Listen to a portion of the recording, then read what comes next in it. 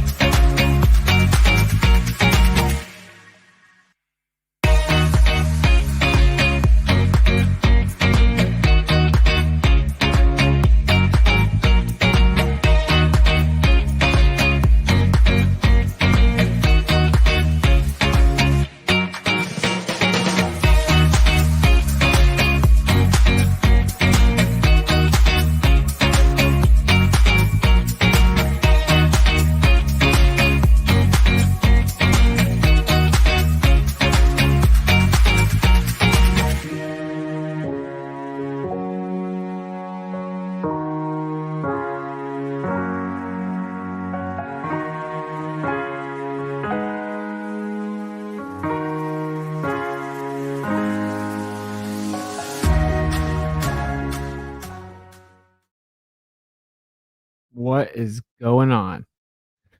Hopefully the sound and everything is good. And then we're gonna find there it is. Beginning.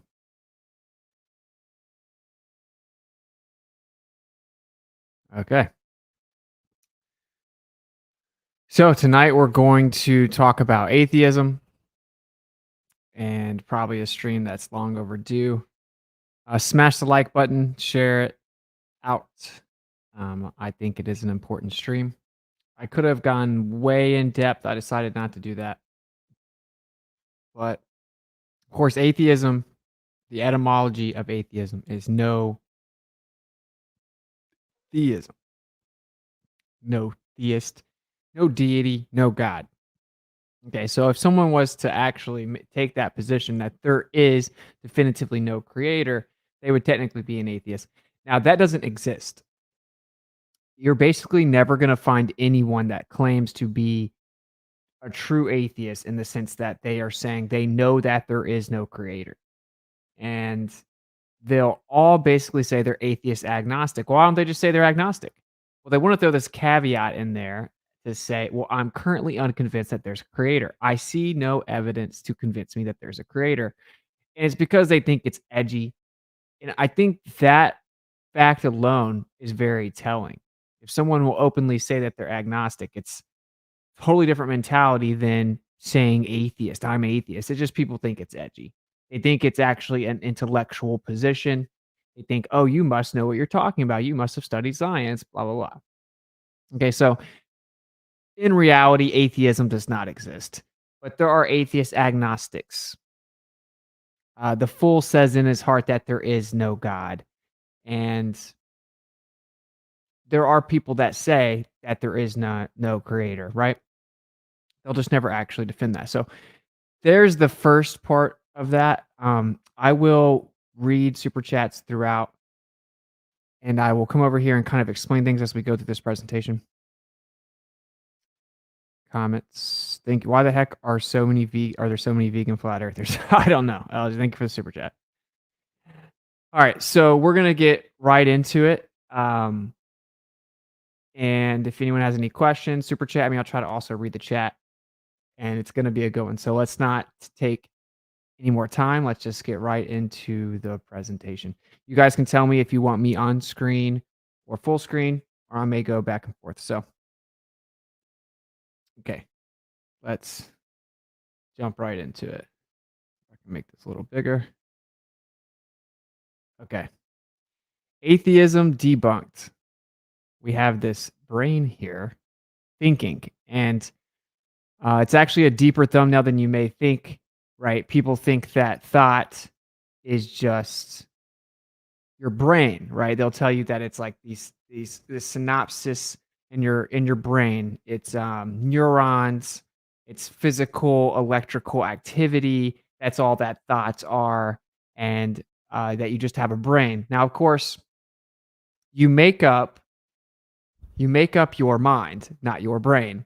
The reason that the thumbnail is pretty deep, low key, is that the brain is thinking, the brain is having thought, the brain is using its mind as it ponders something. Okay.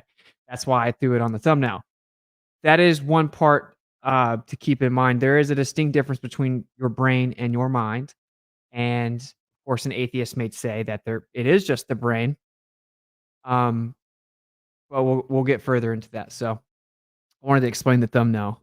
It's actually pretty cool. All right, moving on. The very fact that we are about to have this philosophical discussion demonstrates a prerequisite of the application of ontology. Therefore, to even pretend to be an atheist requires the utilization of the metaphysical. Specifically, it requires the use of the mind or consciousness. Okay, so kind of like we were just discussing, um, you actually have to use the metaphysical. This is a metaphysical application to even partake in this discussion or to even think about this question. And what I've found respectfully is that the vast majority of atheists haven't truly thought about the discussion. Now they will take offense of that to that, and they will claim that they did or that they have. because their whole talking point is, "I'm currently unconvinced. I don't currently see the evidence that there's a creator." When you start to ask questions that actually, tries to address the logical implications, right, or the sequence of thought that comes from such a position, you'll find out very quickly they do not actually consider the philosophical or logical parameters. Now, what I put here is the fact that we're having this philosophical discussion, and that is what this is. This is a philosophical discussion. This is not a material, empirical discussion. This is philosophical. This is where we use logic and philosophy, right, to formulate an ontology. And that is, of course, how you use logic to interpret a specific position, right? A worldview, an ontological position. Okay, so we're actually utilizing our mind to even partake in this conversation. And it may seem like a throwaway point, and certainly the atheist will throw it away. But it's actually very important because you're going to start to see that it's weird that people don't realize that to even formulate a philosophical position is contrary to many of the philosophies people adopt. For example, there's something called empiricism, okay? Empiricism is a philosophy that says all that exists or can be trusted to exist is that which can be tested with scientific means or the scientific method, or can be basically taken in via senses. So sensory input in scientific methodologies, right? That is a philosophy in and of itself. So empiricism as a philosophy is actually self-refuting. Same thing for naturalism or atheism, and we'll get into that. But so anyway, I just wanted to point that out. You have to use your mind, you have to use consciousness, metaphysical application to even begin to have this discussion. And I encourage people to send this out to those that they know that claim to be an atheist. Or if you're an atheist and you're watching this, I hope that you set your pride aside. Don't shoot the messenger. Don't refuse to absorb or consider this stuff because it's coming from me if you have some type of issue with me. Because I'm doing this because I actually do care about you. I think this is very important discussion, and I really want you to think about these things because this is one of the most important conversations ever. And we'll move right into it after I really break this down. But if you are an atheist and you're watching this, would you not agree that if there were a creator, that would be a very important aspect of your life? In the hypothetical scenario that one exists, wouldn't you want to know that? Wouldn't you consider that to be very important? I don't think anyone could honestly answer that question. No. And so you should therefore logically look at the information, look at the discussion, and try and figure it out. So, all right, there's my little opener. Have you researched the fourth phase of water for the waters above the firmament? Somewhat. I do find it interesting. Completely off topic though. So thank you for the super chat. And I'll try to remember to come back and talk about it maybe. But if I hopefully it'll be relative to the conversation, relevant to the conversation. All right, let's keep going. So this is an ironic part at the beginning, but anyway, moving on. Okay, so here's a quote. Not only is the universe stranger than we think, it is stranger than we can think. What we observe is not nature itself, but nature exposed to our method of questioning. The first gulp from the glass of natural sciences will turn you into an atheist, but at the bottom of the glass, God is waiting for you. And that's Werner Heisenberg, a German theoretical physicist. Many of you may have heard me say this quote. I opened up my debate, Atheism versus Creationism, at DebateCon for Modern Day Debate with this quote. I find it to be pretty profound. I will say I don't understand how you could ever take a sip of anything regarding natural science and actually begin to believe what I consider the delusion that is atheism, but to each their own. This is a very good quote. It's very profound. You really take it in. And basically, the question that I'm asking those of you that are watching this and currently identify as an atheist, when are you going to finish your glass? Don't just tap out of the discussion.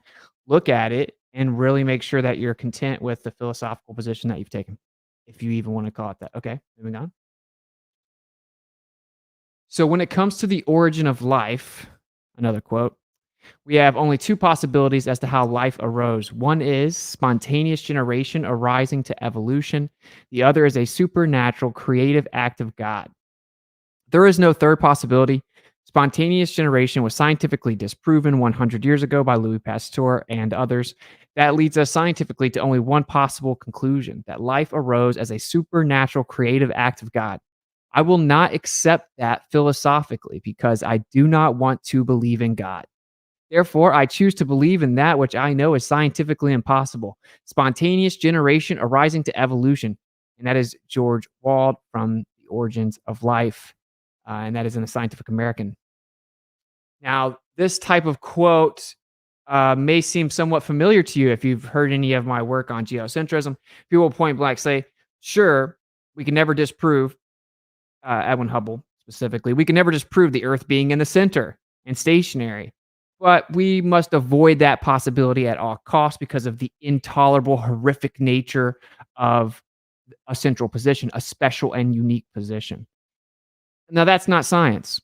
And when someone says spontaneous generation that arises to life has already been scientifically disproven, therefore, we only have one alternative, a supernatural act of a creator. But I don't want to accept that philosophically, so I'm just going to believe in the impossible. Whether that's cosmology or whether that is, your ontology regarding atheism or the lack thereof. That is an insane way to approach this. So, I wanted to include that just because of how absurd it is, but also it is important as to our options that we have here. We have spontaneous generation, and we have supernatural creative act of a creator, an intelligent agent. Okay, and so let's kind of dissect this and see where we end up.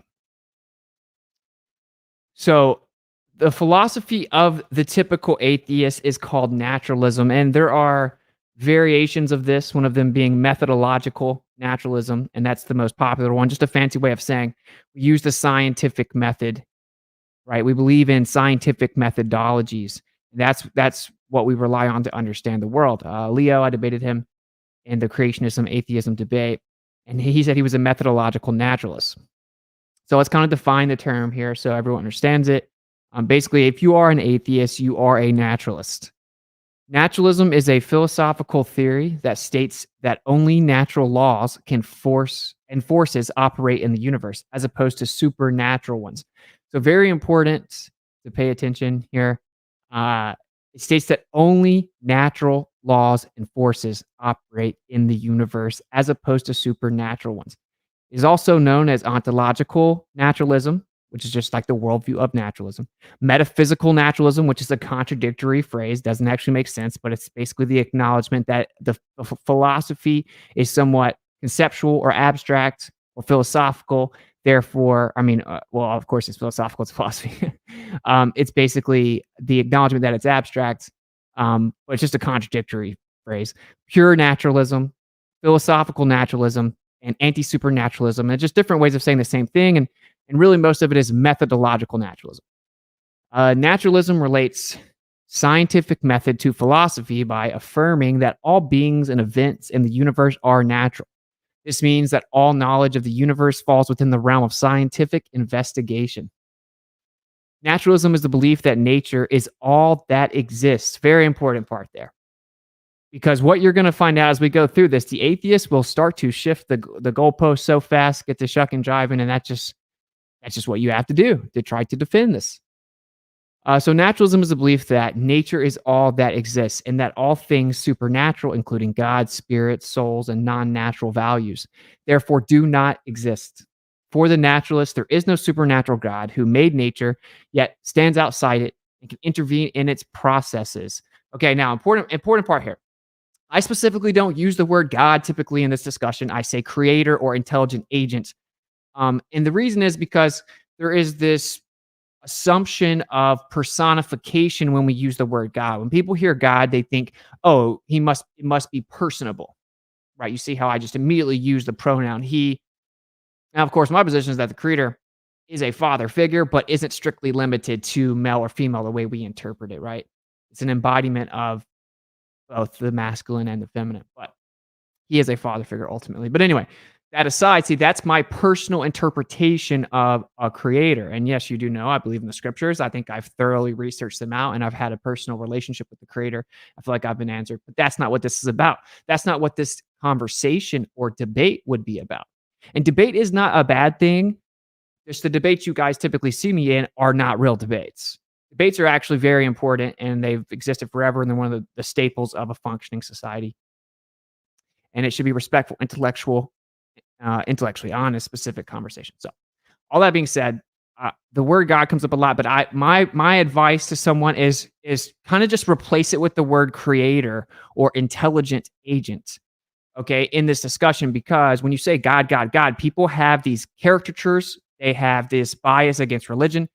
And really, what the atheist does is they just don't like religion. So they're like, oh, you believe in your sky daddy. You believe in this book that people wrote thousands of years ago. Oh, men wrote a book. And everything that they believe is, of course, coming from books written by men. But my point is that they have a bias against religion. And frankly, rightfully so, usually, right? If you actually look at the history of religion, it's been pretty egregious. It's been used for all kinds of things that are, frankly, atrocities, right? Been used to brainwash people and to control them and to misguide them, and people do crazy things. You can see we're potentially on the brink of a war right now because of religion, and you really can't talk reasonable to someone. It's almost more of a futile pursuit than a woman that's being super emotional. And that's kind of a joke, but it is similar. It overrides logic. Okay. And so that's the problem with religion. Pull that away from the atheist, because if you know there's a creator and you're blessed enough to have seen it and got to have a personal relationship with the creator, you have an obligation to kind of share that information with other people. And what you need to do is don't give them an out. Don't give them an out of defending a specific religion or defending the Bible or their misinterpretations. Start at step one. Okay. And just regardless of how humans have decided to describe a creator, that's a different conversation. So I wanted to point that out. Now, the important part about this, and this is a tactic that you're going to see, is what the atheist tries to do is oftentimes what people try to do whenever we talk about the earth. They try to pin you against quote unquote science. And they basically personify science. Science says this, science says this, blah, blah. And they want to basically claim science as if it is their positions exclusively. Meaning they will say, they think if they invoke anything regarding the scientific method, any science at all, that's support of atheism. Now, that's what Leo effectively tried to do in the debate, right? In his opener, he just wanted to talk about science and the progress of science and how, religion or the belief of a God hasn't done anything in terms of figuring out where we live, how we live here, or how it works. And so I had to immediately rebut his opener by saying, you understand and agree that science is in no way exclusive to atheism or naturalism, right? Naturalism isn't just, the natural world. It isn't just like, the natural world exists and we study it with different methods. The philosophy of naturalism or methodological naturalism is all that exists is nature, right? And that's why we just read this right here. Naturalism is a belief that nature is all that exists and that all things supernatural, therefore, do not exist. That is a philosophy. It's a very specific type of philosophy. So don't let people do that. Call them out and say, look, we can study all the things in science that we have studied and are going to study and have currently figured out, and there still be a creator. It isn't in any way exclusive to atheism or creationism. It's actually non sequitur. It's literally a diversion. It's not relevant. Okay, let's move on. I think it's important to keep this in mind here. Again, it's a theory that only natural laws apply. That's why they're called natural laws. And maybe it's actually a good time to point this out. Natural laws are not theories that people have come up with, okay? It's not like some people are like, hey, let's theorize about something. No, natural laws are not claiming the cause of anything. It's not claiming to understand the method or the mechanism of anything. It's simply an observation, right? We write down a description of what we see always happen every single time with no exception. We just observe what happens naturally. We see it always happens, and then we wrote it down. We described it. That's all a natural law is.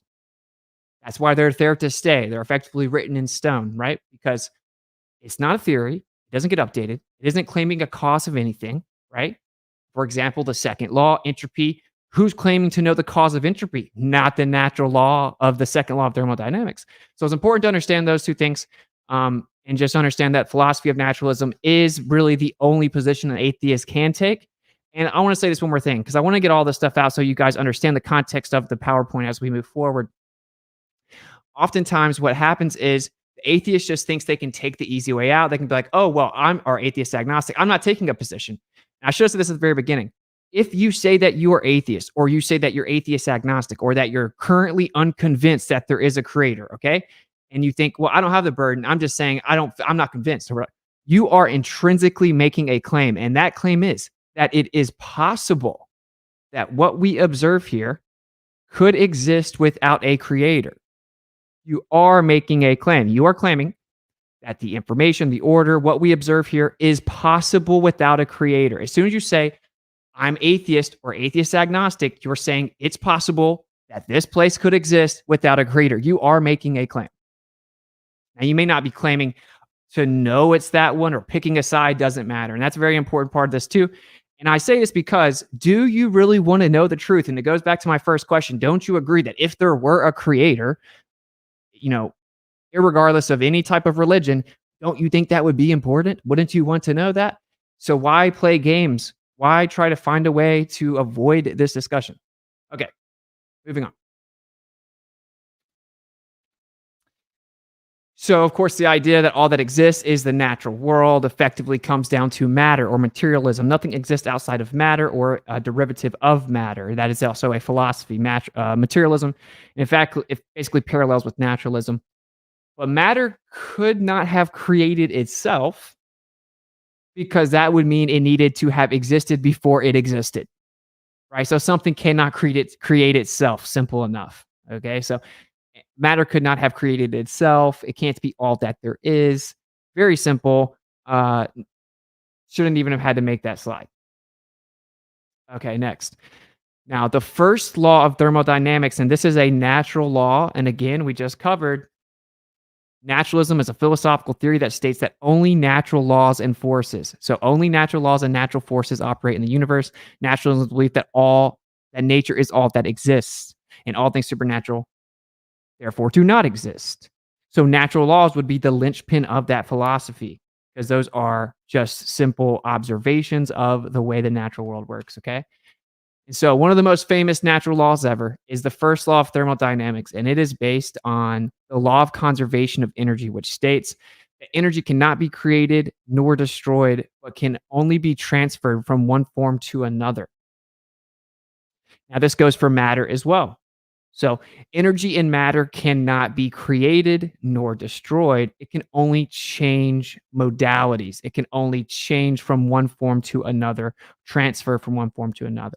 Now, the reason that this is a natural law is because, based on all observations that we've ever made in the history of mankind, that's the case. No one's been able to create matter. No one's been able to create energy. Okay. It's just already there, and we see it transform. We change it from form to form and transfer it from form to form. We cannot create matter or energy. Okay, now as the naturalist, you must adhere to this. Now, I will openly state, I do not think that that is the end all be all. I think that when it is confined to the natural world, it's accurate. And I specifically know that it would be philosophically inept to think that's all there is. Okay, so really kind of soak this in. This is very, very important. If you're an atheist, you're by deduction a naturalist, whatever type of version you would like to be. And if you just say, oh, you're strawmanning me, no. The question is, does anything exist outside of this material natural world? If so, you're invoking the metaphysical. Therefore, you're opening the door for the supernatural. And if you're claiming it's possible that that doesn't exist, you cannot have a philosophy that automatically invokes it, because now you're saying it does exist. And we'll get more into that. But anyway, so the first natural law, and we're going to break this down, because this is now I'm really trying to lay it all out. You can have a conversation with someone in less than 5 minutes, show them that atheism is untenable. Okay. So again, the first law states that matter and energy cannot be created nor destroyed. It can only be transferred. Was everybody in the in-person debate an atheist and a leftist? The vast majority of the audience was clearly leaning left and leaning towards atheism. Yes. Thank you for the $10 super chat. Have you studied the metaphysics and epistemology of objectivism? Curious how close the axioms of naturalism are to objectivism. Existence exists, i.e., law of identity. A is A, consciousness exists, and identifies reality. Yeah, objectivism it's the acknowledgement of an absolute truth, or objectivity in and of itself, like this exists. It's an identification of objective existence. That is, of course, not mutually exclusive to naturalism or anything like that. Naturalism says nothing exists outside of the natural world. But thank you for the super chat. All right, let's move on to the next one. So, if matter and energy cannot be created nor destroyed, then the naturalist is left with only two options. Number one, that the matter and energy in the universe is eternal because it can't be created nor destroyed. So, oh, well, it was never created because it has just eternally been here. That's option one. Option two is it came from an external supernatural source. Now, we're going to get into the very specifics of what that means. But now, if someone were to say that's a false dichotomy, of course, you have to offer a third viable option. Now, if matter cannot be created nor destroyed, and we have matter and energy in the universe, that means, now I don't like the word universe. I say cosmos. It means order. We're just going to say universe for intents and purposes for this presentation. Okay. If matter and energy cannot be created nor destroyed, and we have matter and energy in this universe, that means the matter and energy either A, came from somewhere else where it can be created, or B, was always here. There is no other option. So that's a true dichotomy. Okay. And so, as an atheist, you must acknowledge this dichotomy. It is a natural consequence of your position. Okay, now let's examine this and see what we're going to find out here. So, again, number one, either the matter and energy in the universe is eternal. Number two, it came from an external supernatural source. Now, I know the word supernatural just immediately triggers the atheist, but unfortunately for you, this is a true dichotomy, and we will get into it. Okay, supernatural means something that is beyond or above what is natural or cannot be explained by natural law or phenomena. For example, supernatural can refer to phenomena or entities that are beyond the laws of nature, something that is attributed to God or a deity, something that is attributed to ghosts, goblins, or other unearthly beings, something that seems to come from magic. Now, we're going to focus on the first one here, phenomena or entities that are beyond the laws of nature. Okay, the term supernatural comes from the Latin word supernaturalus. I said that wrong and butchered it, my bad, which means beyond nature. The prefix super is often translated as meaning beyond or above. Okay, so we're going to take the word for what it actually means, and it comes from Latin and it means beyond nature. Okay, nature being this material, natural world that we observe and experience. Okay, so if something is outside of it, right? If there's somewhere else that all this matter and energy in this natural world, this material universe came from, that would be by definition supernatural because it is beyond nature. It is beyond the natural world. Okay. Same goes for metaphysical, beyond the physical, bigger than the physical, not limited to the physical, metaphysical, supernatural. Supernatural is a much more specific term. Okay.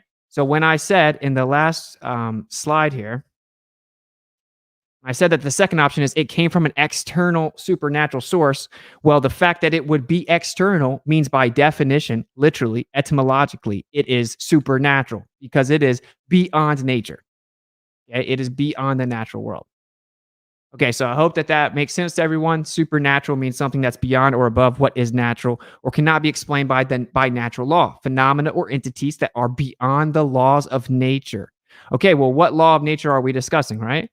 We are discussing the first law of thermodynamics, a natural law, that matter cannot be created nor destroyed,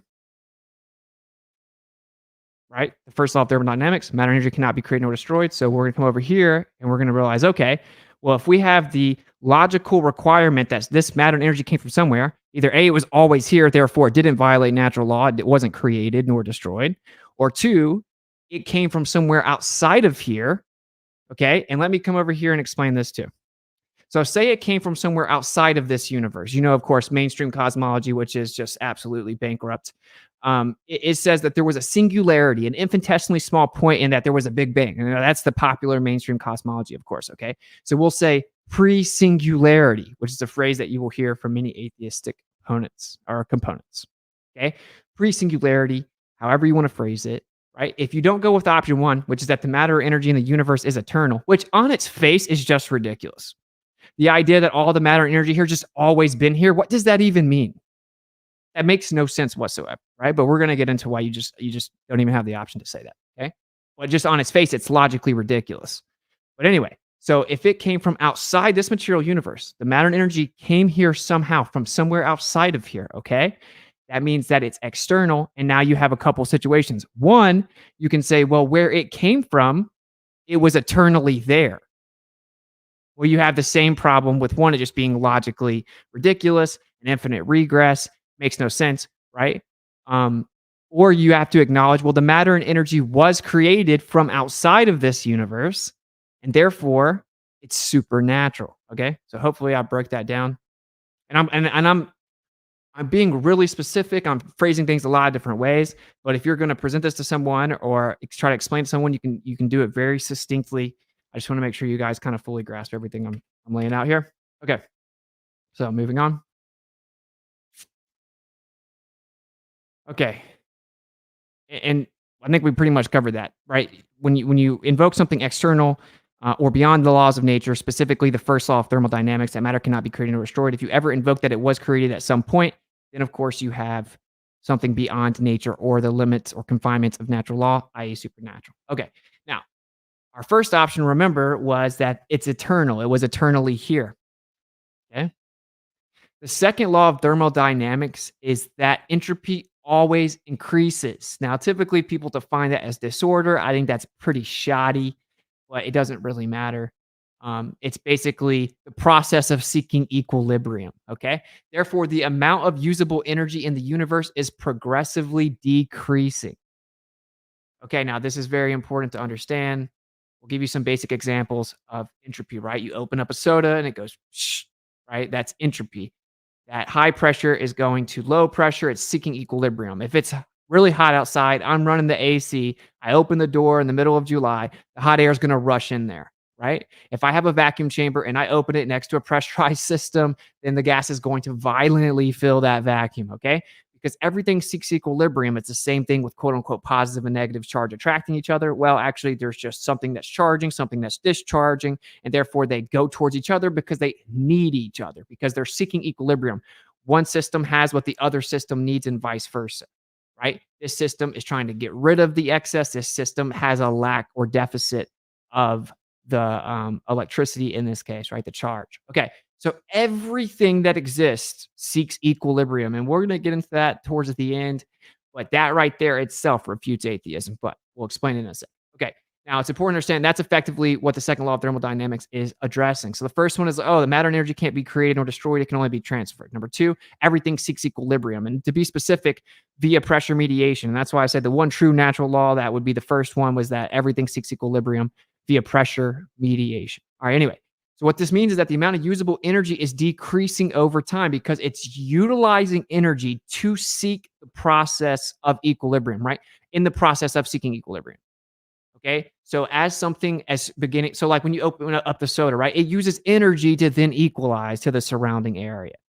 Okay. So the usable energy is always going to be decreasing progressively. That's the second law of thermodynamics, that entropy will always increase. Okay. So it's important to understand that. I think I broke that down simple enough. Okay. Now, if something is progressing, it had to start somewhere. Okay. So I have a beautiful little baby girl, right? Well, she's growing up, she's progressing, she's developing. Well, she started at a certain point and progressed from there. It's very simple. And I've been trying to find the best way to lay this out, right? But if you start, say you're progressing, so you're going this direction, say we use a football field, we're going 10 yards every second, okay? 10 yards, 10 yards, 10 yards. We had to start somewhere. Okay? You can't, if the amount of usable energy is going down progressively, if you were to backtrack it and reverse it, it can't just go forever, right? It had to have a starting point.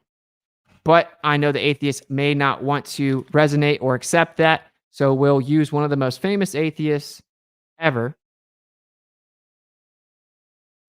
your boy Stephen Hawking.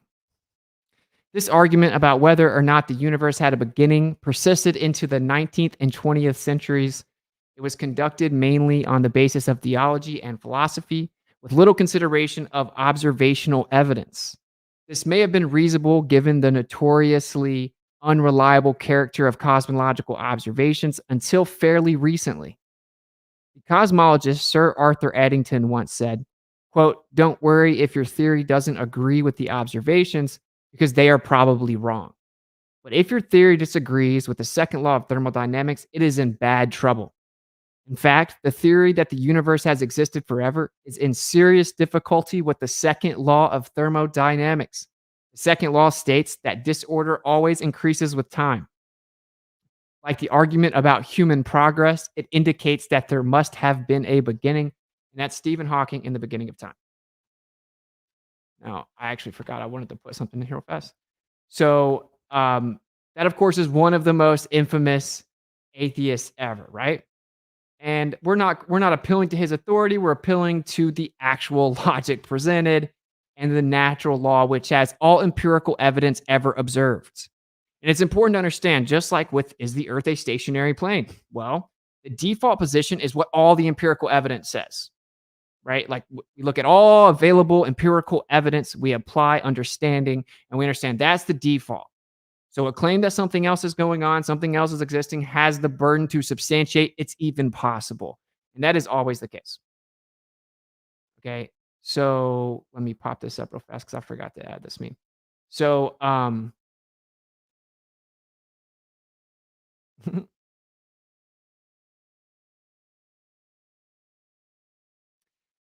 okay. So, just like he said, and he used human progression. Now think about the idea of evolution. And I pointed this out in my my debate. Evolution is this like get out of jail card. So there's all these like evolution versus God, evolution versus creationism debates. That doesn't make any sense. That's a false dichotomy. Evolution can exist and God exists. Evolution can exist and a creator exists. Now, obviously, I don't believe in the nonsensical religion that is evolution, but that doesn't matter. Evolution would actually be evidence of a creator, because if these things are adapting and there's intergenerational change, right, which has no actual evidence other than to just reify and assume it and then fill the gap with time and beg the question, right? It is those organisms are drawing off of existing information, especially when they actually claim that it's mutation, which is actually a defect effectively from the existing information. So it doesn't answer the problem. It would still be evidence of a creator. The actual mechanism is built in, required to adapt. The mechanism required to adapt is built in. Evolution would ironically be evidence of a creator. And even Charles Darwin said this. He's like, if evolution is true, it is impossible without a creator. It would be proof of a creator.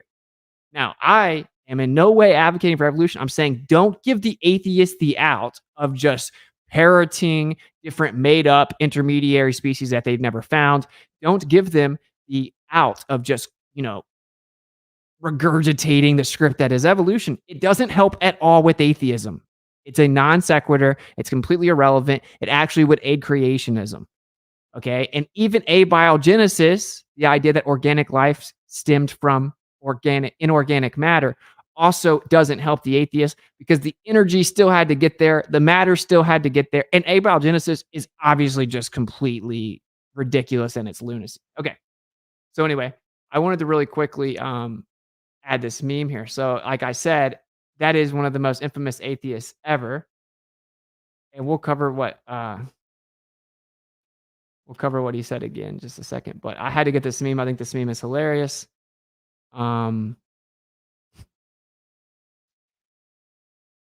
Quote, "There is no God." Stephen Hawking, 2009. Quote, "There is no Stephen Hawking. God, 2018. All right, just thought that was funny. Okay. Now, again, just to make sure that we understand here, like he's saying, is back in the day, you could say, oh, people argued, does the universe have a beginning or not? And that went all the way into like the 20th century. It was conducted mainly on the basis of theology and or philosophy with little consideration of observational evidence. And that at the time it was okay, but now we've made so many more cosmological observations that it no longer is even viable. Now it actually never was. Okay, now, and just like Eddington said, maybe your theory is not wrong, just our observations are incorrect, which is also funny. But if it disagrees with the second law, you're done. So then he says, okay, if in fact, the theory that the universe has existed forever is in serious difficulty with the second law of thermodynamics, which states that disorder always increases with time. Like the argument about human progress, it indicates that there must have been a beginning. Okay, very simple. Like I explained, if you're progressing from a certain point. My daughter is growing; she's growing from when she was conceived. Right? That's the way that it works. When they're in the the fetus is in the embryo. They're obviously growing. They're progressing. They started at a certain point. Okay, anything progressing, whether that's increasing, decreasing, developing, regressing, right? It requires a starting point. So just like he said, and I explained it to you earlier with the second law. Okay, so moving on, here is Arthur Eddington. He says, if your theory is found to be against the second law of thermodynamics, I can give you no hope. There is nothing for your theory but to collapse in the deepest humiliation. And that's Eddington in the Nature of the Physical World, 1930. And of course, that's correct because that's what we see always, is that everything seeks equilibrium. In fact, the second law of thermodynamics is the most surefire natural law that exists in my assessment. It's one thing that you can know is going to happen every single time. That systems are going to seek equilibrium. That's all it means. Okay, so when it says disorder is just the process of seeking order. And I told Leo that whenever he was like, oh, I don't deny that there's order, but there's also disorder. I'm like, yeah, well, disorder is just the process of seeking order. That's what it is. So entropy increases, the amount of usable energy decreases because it's progressing. Okay, it's using energy to seek that equilibrium. Therefore, its usable energy is decreasing, which means that it's progressively decreasing consistently forever, which means that it is coming from a beginning, just like he said. And this is the quote that he was referencing. Okay, so moving on. And actually, it's important to really, I guess, lay this down. So now we have a beginning. Okay, we have to invoke. So when we said the two options are, oh, well, matter cannot be created nor destroyed. So either it was eternally here, or B, it came from an external supernatural source. We found out very quickly that the answer is only can it be two, the second option. It can only be B, that it came from an external supernatural source. And I can tell you right now, there is no logically sound rebuttal to this argument. So this is how quickly you can say it. Okay, so do you believe that anything exists outside the natural world? If nothing exists outside of the natural world, that means only matter and energy exists. If matter and energy cannot be created nor destroyed, that means either A, the matter and energy here has always been here, or B, it had to come from outside of this universe. Well, if we apply the second law, which is that entropy increases, that means that everything's seeking equilibrium, it's using its energy, and therefore it's running out of usable energy. So eventually it will completely run out of usable energy, and it's progressing from a starting point. So that means we cannot say it's always been here eternally, which means the only option we have is that the matter and energy we observe in this universe came from outside of it. And for it to ever be created, it must supersede the natural law that matter cannot be created nor destroyed. So we now need something external to this existence that is supernatural to even explain the matter and energy we have here. So that means abiogenesis, which will never be proven or substantiated, is not even in any way evidence that supports atheism. It doesn't help you at all. Okay, so that's how quickly you can lay that out. All right, moving on.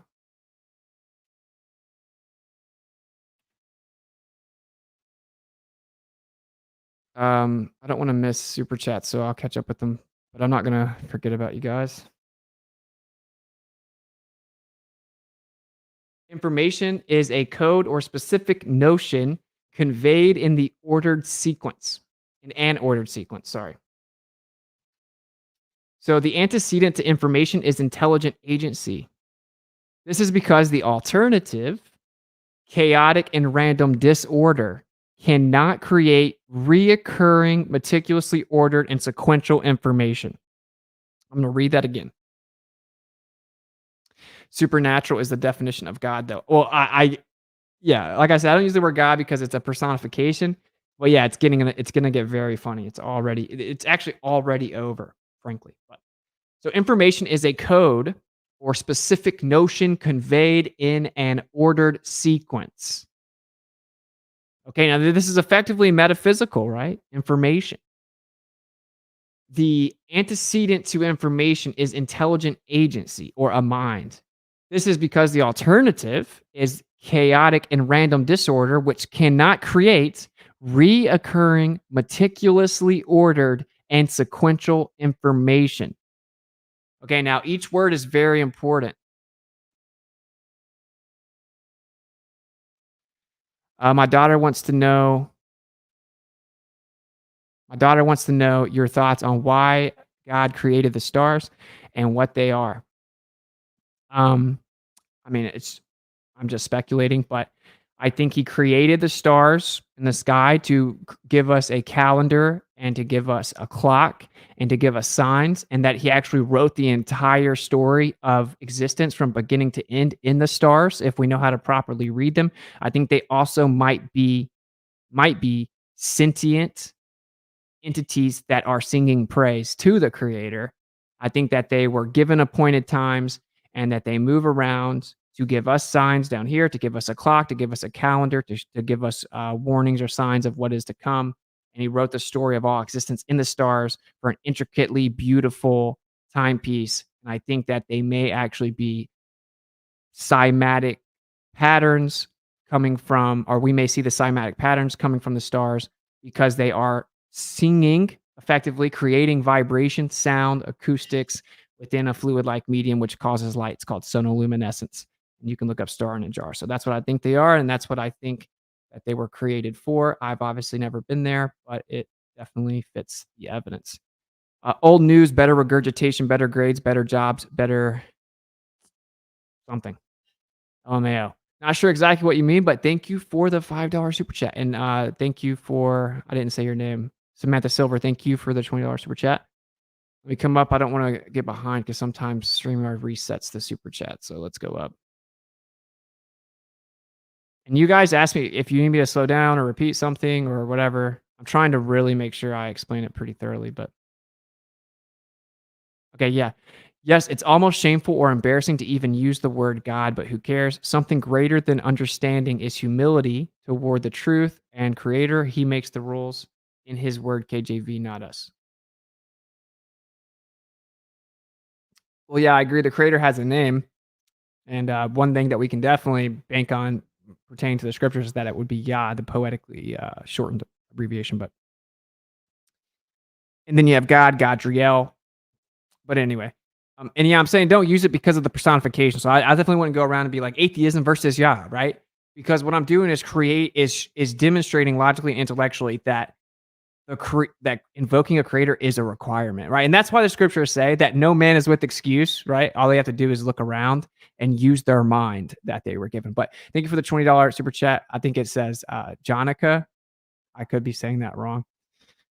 Okay, now that we're caught up, let's keep it going. Thank you guys for super chat. I'll try to periodically check them, and I will also read Rokfin.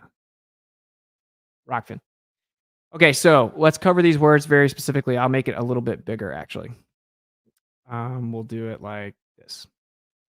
Okay, information is a code, right? Or specific notion conveying an ordered sequence, right? Or a notion conveyed in an ordered sequence. So the antecedent to information is intelligent agency. This is because the alternative option, chaotic and random disorder, cannot create reoccurring, meticulously ordered, and sequential information. Okay? Globers like to regurgitate regurgitations that were regurgitated to them by another globe regurgitationist. Example, gravity. I feel like I was supposed to start rapping. Tim Timme, thank you for the $20 super chat. And yeah, that's correct. But of course, the brightest minds think for themselves and don't need someone else to think for them. Poor choice of words, last chat. Better indoctrination, better perceived success in the illusionary realm. Yeah, for sure. Right. That's how it goes. And that's kind of what the spell is illusory acceptance and intellect. Thank you for the $5 super chat, Setnik. And Timme, thank you for the $20 super chat. Much love. All right, so let's go through this, okay? So we have like specific ordered sequence, right? Or code information. So that requires intent or intelligent agency or mind or consciousness, specifically intelligent agency, right? Which of course encompasses an intent. The reason for this is the only alternative would be chaotic and random disorder, right? And that would be maybe what you've heard before called the chaos theory. Okay. But the chaos theory doesn't work, and this is why. Okay. Now, let me explain. Okay. And that's why I put cannot create reoccurring, and I underlined it. It's very important. Okay. So let's talk about the chaos theory, right? Here's the simplest analogy. You may have heard something like it before. If you took the world's most complicated timepiece ever, it has thousands of little pieces. It's the most complicated watch ever made. Mind-blowingly complicated. Took years and years and years and years and years to make, right? Because the watch requires a watchmaker that specifically intends to make this very intricately ordered and meticulous timepiece, okay? It has thousands of pieces. If the idea of chaos theory is the claim that you could take that watch completely apart with all thousands of pieces, little bitty pieces, put it in a mason jar, okay? Throw the lid on the mason jar, okay? Throw the lid on the mason jar and then just start shaking it, okay? And that if you shook the jar long enough, eventually you would get the perfectly finished product that is that timepiece. Okay? That's the idea. Is that if you shook it long enough, you shake it for 1,000,000,000 years, it eventually every little piece will just so happen to fall in line and screw itself in and all this crazy stuff, right? Now, that in and of itself is absolutely ludicrous, bro. It's absolutely the most ridiculous. If you have to believe stuff like that, I wouldn't be making fun of anybody for believing in a creator, okay? And that's the idea of chaos theory. It's that order can arise from chaos. But here's where it gets even worse. And this is why I put reoccurring underlined. Yes, that's the idea of chaos theory. You can just say that, but you don't just need the watch to be made. Okay, say it takes 1,000,000,000 years because they say God of the gaps, but they use time of the gaps. If they say long enough, it can't be tested, can't be falsified, and they can say anything is possible. Infinite universes, infinite time, then they can just say anything's possible, and therefore, really, they have no intellectual accountability, right? Okay. And they try to project that onto creationists, but we are actually making specific logically sound arguments and using antecedent relationships. But anyway, once you made that watch, okay, what would need to happen to explain the information in order we perceive here or we observe here, right? You shake the mason jar up, and then it becomes that incredibly intricate timepiece, which took this watchmaker, a team of 10 people, 5 years to build it, around the clock or whatever, right? But once it makes the watch, what you would need, it took 1,000,000,000 years for all those little pieces just so happen to line up as you shake it, chaotically and randomly with no rhythm, no reasoning, nothing, right? As soon as it becomes a watch, you would need the jar beside it to immediately become a watch, and you would need thousands of jars all becoming a watch together. Okay? That's what you would need. That would be impossible. Of course, they're both impossible. They're just appeal to possibility, invoking infinity, basically, right? Okay, so I just want you guys to understand that's the actual argument. The argument is random chaotic disorder cannot bring about meticulously reoccurring order, right? So reoccurring, meticulously ordered, and sequential information. All right. And of course, we'll go back to the very basics here, okay? The way that it works is if we have empirical evidence that shows us that every time that we see something, this is what requires it. Like every time we see gas pressure, it needs containment, right? It's required. Every time we see information, a code, a sequence, it required intelligent agency, whether that's a book, a computer program, languages, everything that we see that is ordered information, all information that we have ever been able to observe required some type of intelligent agent. So that's based on all empirical evidence ever, all observations ever. So it is the default position. If you're claiming that, in fact, random chaotic disorder can create it, you have to show that that's possible. And then what they will do is just beg the question of nature and invoke infinity. And that is so logically bankrupt, it's crazy. So anyway, there's the argument about information, okay? Information is very simple. It's so meticulously and precisely ordered, and it creates this sequence that then conveys a notion, right? Information that we then utilize for communication, for knowledge, etc., for digesting and understanding and reasoning, whatever it is. And then it's reoccurring, so it just keeps on happening over and over and over and over. Random chaotic disorder cannot bring about meticulously ordered reoccurring information, right? And sequential information. All right. So moving on. I mean, to be honest, the atheist doesn't even get to this argument, but whatever. We already refuted atheism within the first couple slides. So, an example of something that we just see here, quote unquote, naturally, right? We see it, it's, in the natural world, is DNA, of course. So, DNA has two types of digital information: the genes that encode proteins, which are the molecular machines of life, and the gene regulatory networks that specify the behavior of the genes.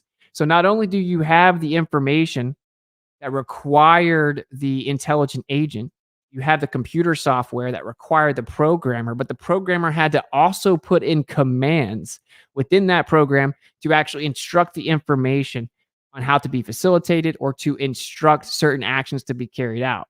So the DNA has two types of digital information: the genes that encode the proteins, which are the molecular machines of life, and the gene regulatory networks that specify the behavior of the genes. Okay, and that is Gallus D. Hood in the Digital Code of DNA.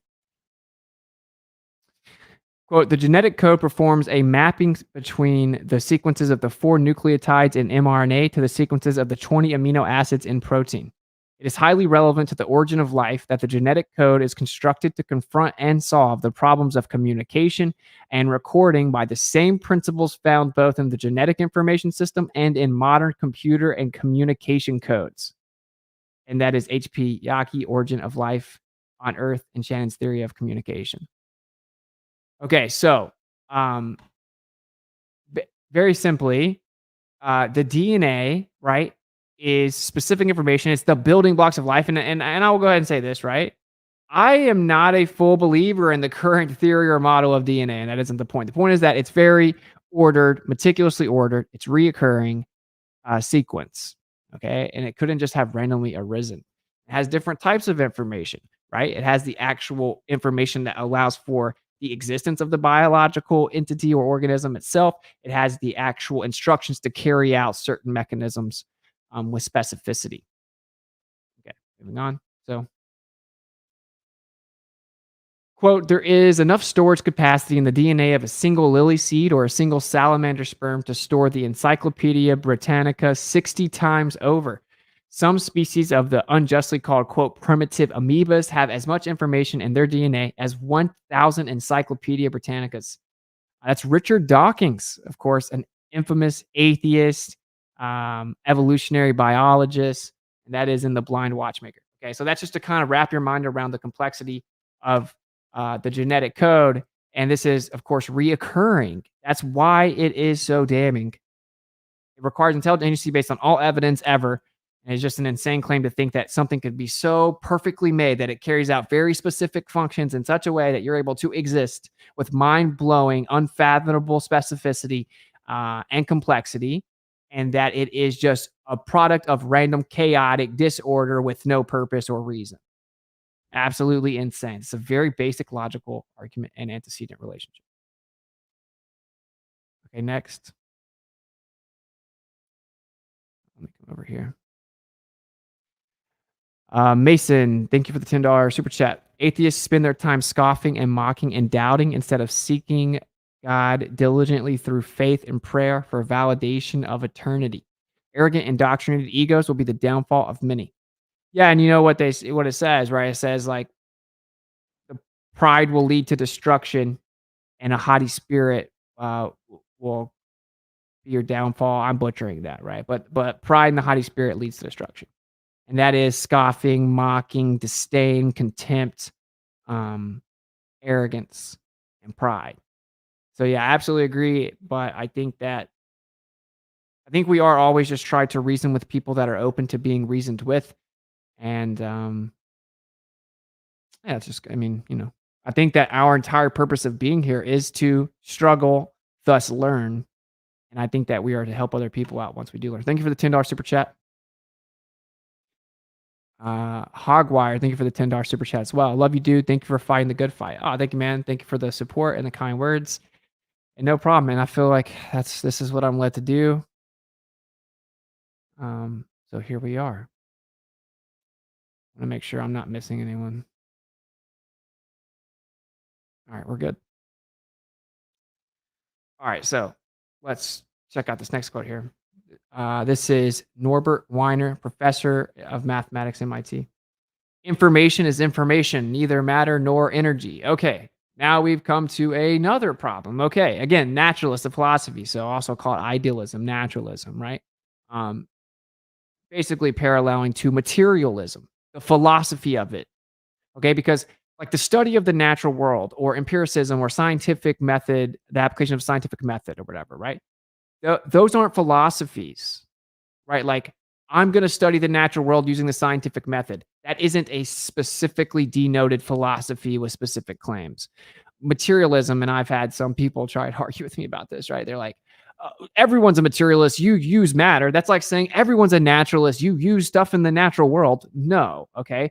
The philosophy of naturalism is all that exists is matter and energy within the natural world. Everything abides by natural law and natural forces, and that nothing is outside of it. Okay. Materialism, everything that exists is derived from matter or is matter. Okay. If all that exists is matter and energy, and we just now pointed out that obviously that's a problem in and of itself because matter cannot create itself because it didn't exist before it existed to create itself. And even if it did that, it'd be violating the first natural law, which is what we're invoking to discuss the matter in the first place. It can't be created nor destroyed, can't be eternal because of the second law. Therefore, it had to come from an external supernatural source, meaning a source that isn't limited to natural law, or you would have an infinite regress of still can't violate the first law, still can't violate the first law. Therefore, matter could have never been created in the first place. Now we have another problem. The information itself is a problem because it's meticulously ordered and sequential. Therefore, it is only possible with intelligent agency, intent, specific intention to order it in such a way, especially when it's reoccurring. And we just discussed that. But also, the fact that information exists in and of itself, with anyone that would deny that, I would just point you right back to a couple of these quotes. And there's probably like 1,000 that you could find, right? About the complexity of the genetic code. Code is a sequence, it is information. The genetic code is by definition information. And in fact, it's not just information, it's a ton of information, right?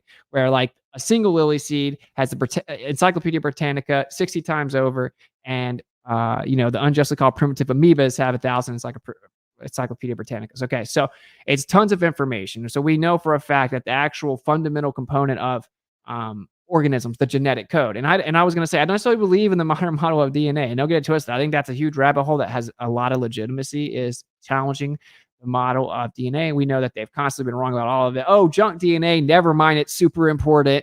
We keep saying that most of the DNA is not being used or not important. It's just random. And then we keep finding out it's actually super important and none of it's junk and blah, blah, blah. Okay. The fact is that it's a code. It's a sequential order. It's a code. Okay. The genetic code is information. What that means is that all that exists cannot be matter and energy because information exists. And just like he says here, information is neither matter nor energy.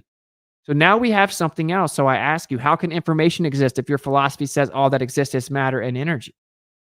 The very existence of the information refutes atheism in two ways, because atheism is built upon a philosophy of naturalism, whatever variant of that you choose. Right. And atheists will be so arrogant. Methodological naturalism, it just says we actually believe in science.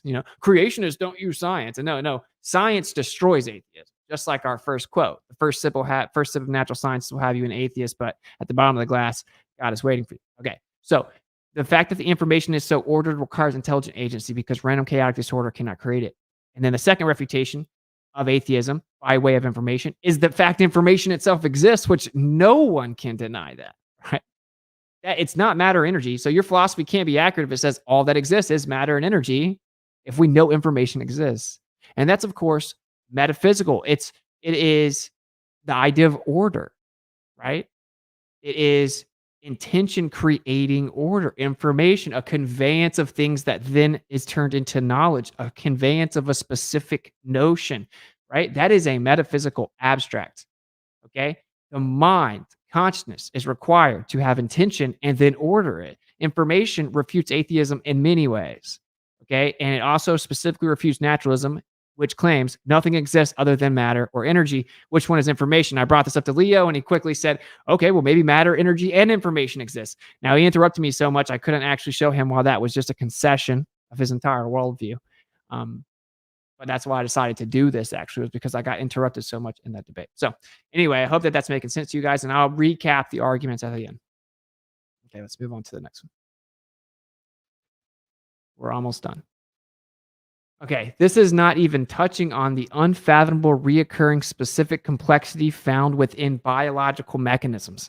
And like I said, I didn't want to get too in the weeds, and it would have taken a while, right? But not only is the DNA information, right? And as in it's very meticulous and ordered and sequential, right? The reoccurring order, again, is the takeaway. But when you get into looking into biology and the biological mechanisms that we have, when you actually get into the complex specificity, so the specificity and complexity of the biological mechanisms that we have uh, on Earth, it's insane. Like the complexity of the stuff inside of you in all organisms that have very specific mechanisms that like very specific purposes, right? They exist for a specific reason, a specific purpose, and they were designed for that purpose. It's mind blowing how specific and complex they are. And the words specificity and complexity are very specific in this discussion, right? And so people will bring up snowflakes and how, and someone actually asked me that at the debate, but we didn't really have time to get into that because he scattered it into another question as well. But like that's a snowflake, yeah, it's ordered in a specific way, but it doesn't actually have the specificity and complexity that the genetic code does, that our DNA does, that our biological mechanisms do, right? So you may have complexity but no specificity. You may have specificity but no complexity, and they're very specific things in biology, and both are required for the stuff that we have in our body. Now, I didn't really cover that because I knew it was a huge rabbit hole. So anyway, I'm saying we're not even touching on that, which is just an additional slam dunk on the idea of atheism. Just exactly how specific the mechanisms in our body are, and that means the fact that they have such specific functions and the way they were created is it has exactly what it needs to carry out that function is evidence of design. Okay, next. Everything in physics is a description of the process of seeking equilibrium. Natural laws require lawmakers. The fact that there is a universally intrinsic process of seeking order requires intelligent agency to have built that order. Okay, so we'll cover that again. Everything in physics is a description of the process of seeking equilibrium. Everything, right?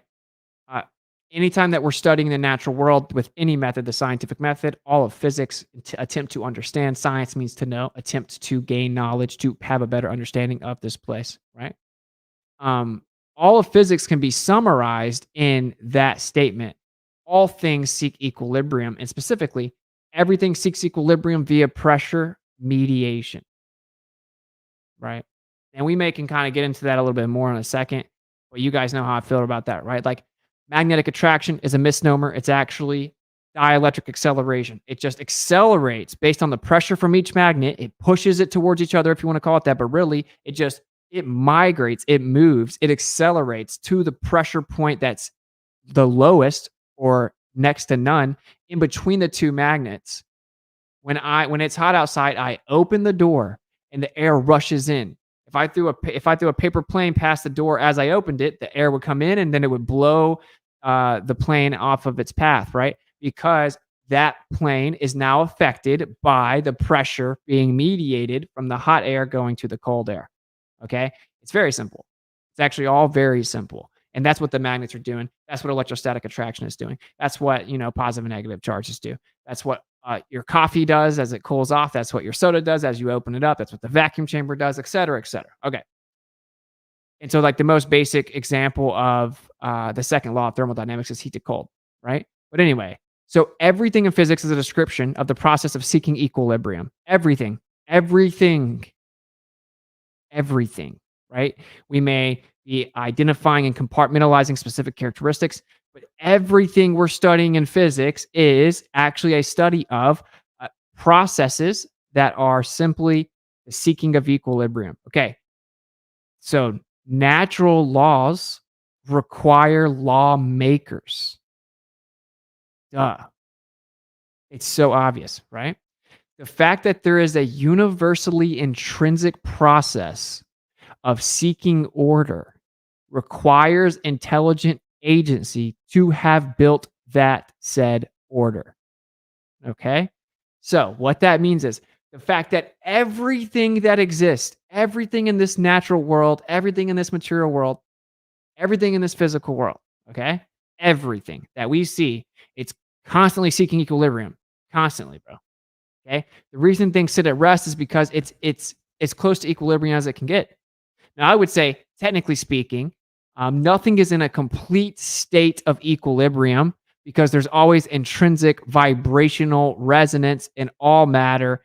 Everything is actually slightly out of equilibrium because, of course, if you've watched this channel, you know I would say if it was completely in equilibrium, a state of equilibrium would be a state of inertia. It would go back to its primary state, which we refer to as the ether, right? Because the ether has a primary inertial state of rest, true rest. But that aside, definitely not what we're talking about. Everything is seeking equilibrium, right?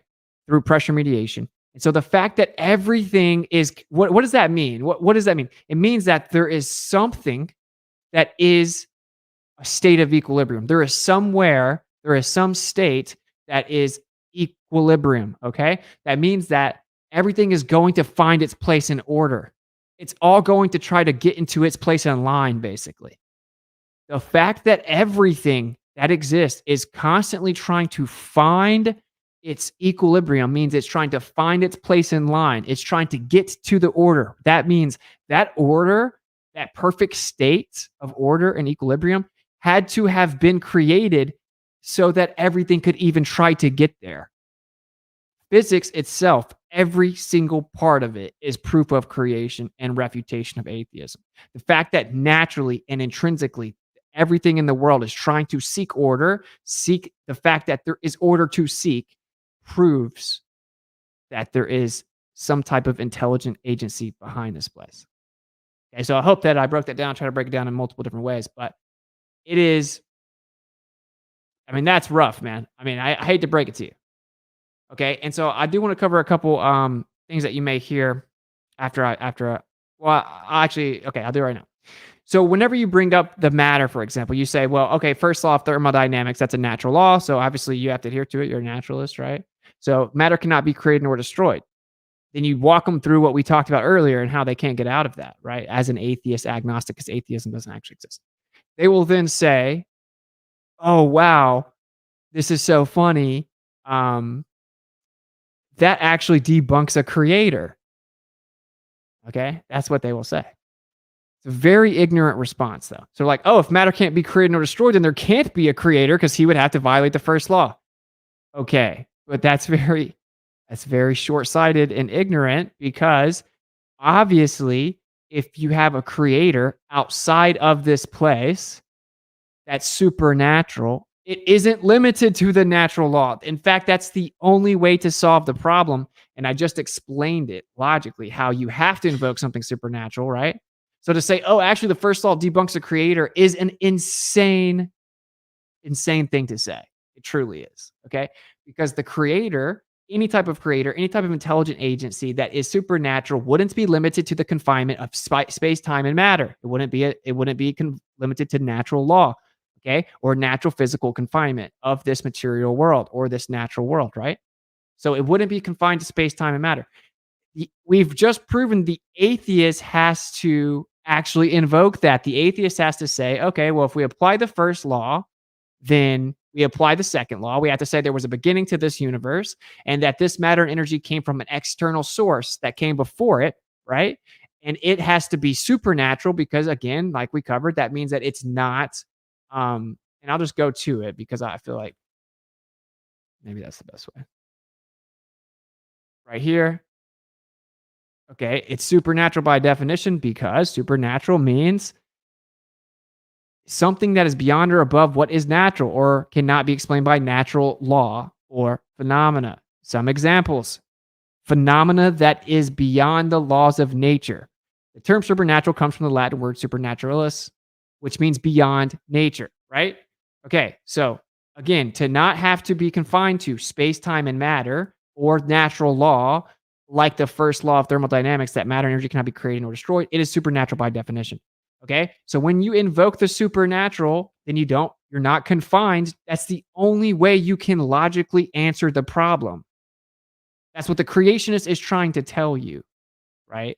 So to say, oh, actually, the first law would debunk creator is insane. No, the problem is the atheist is the one that is specifically limited to natural law, and it can't invoke the supernatural. It can't invoke outside of the natural law. Okay, so I know I've explained that quite a few times. I just want to make sure that it's very digestible. All right, let's move on to the next one.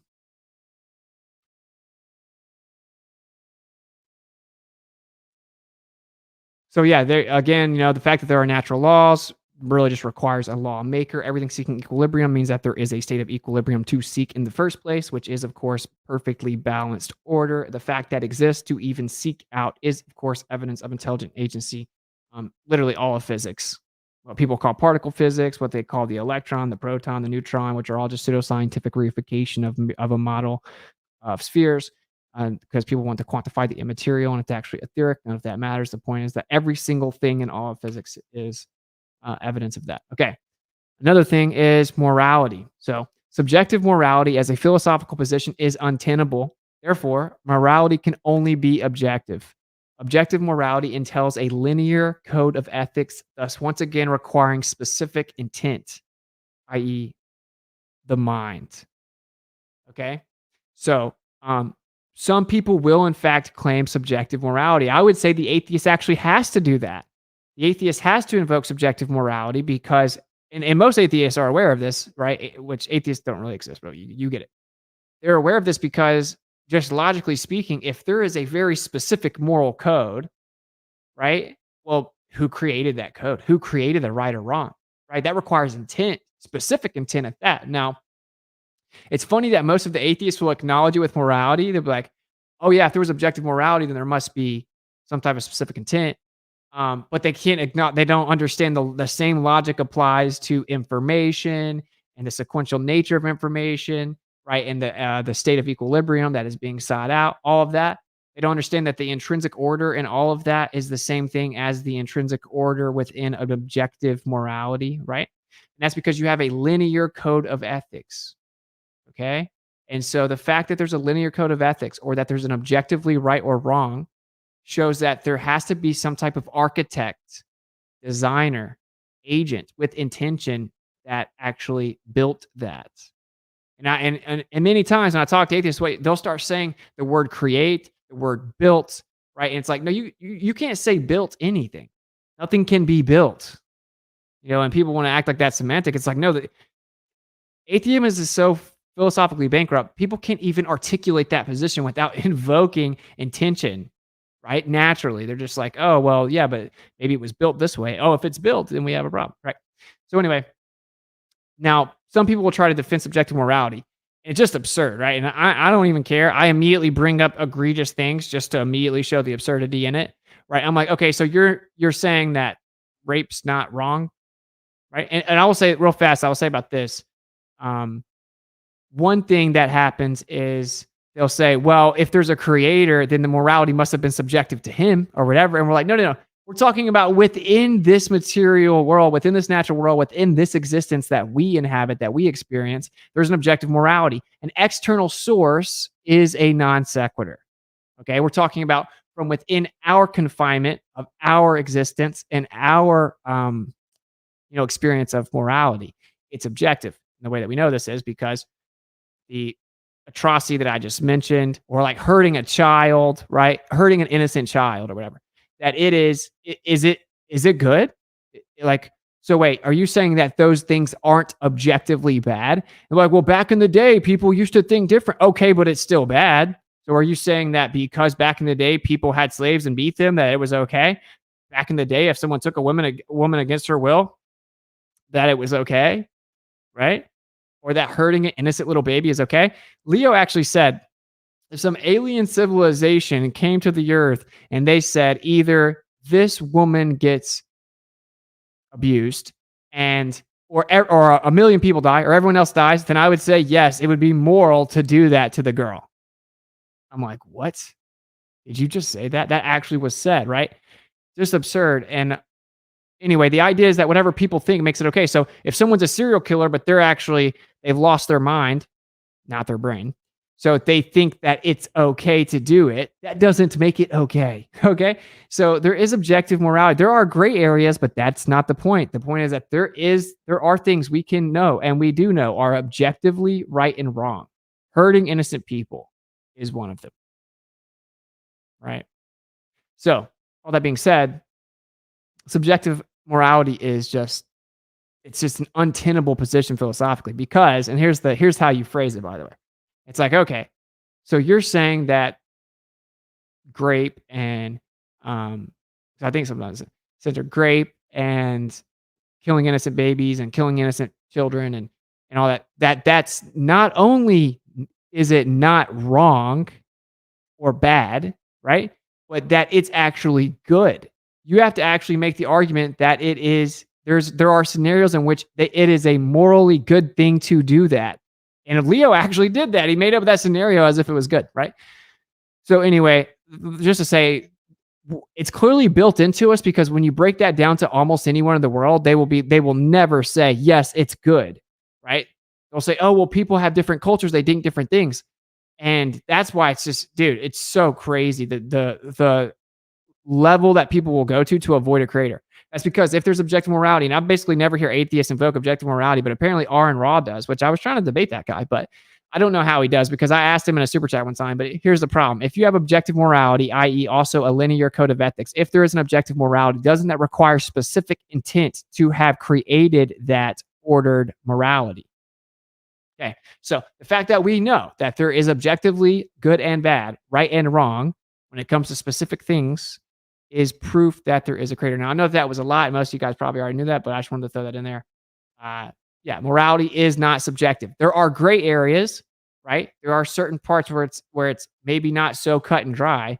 There are things we know for sure are bad. And if there's one thing that exists that we all know is for sure bad, okay, and in no scenario could be good, then that means that there is an objective morality requiring, again, intention or intelligent agency.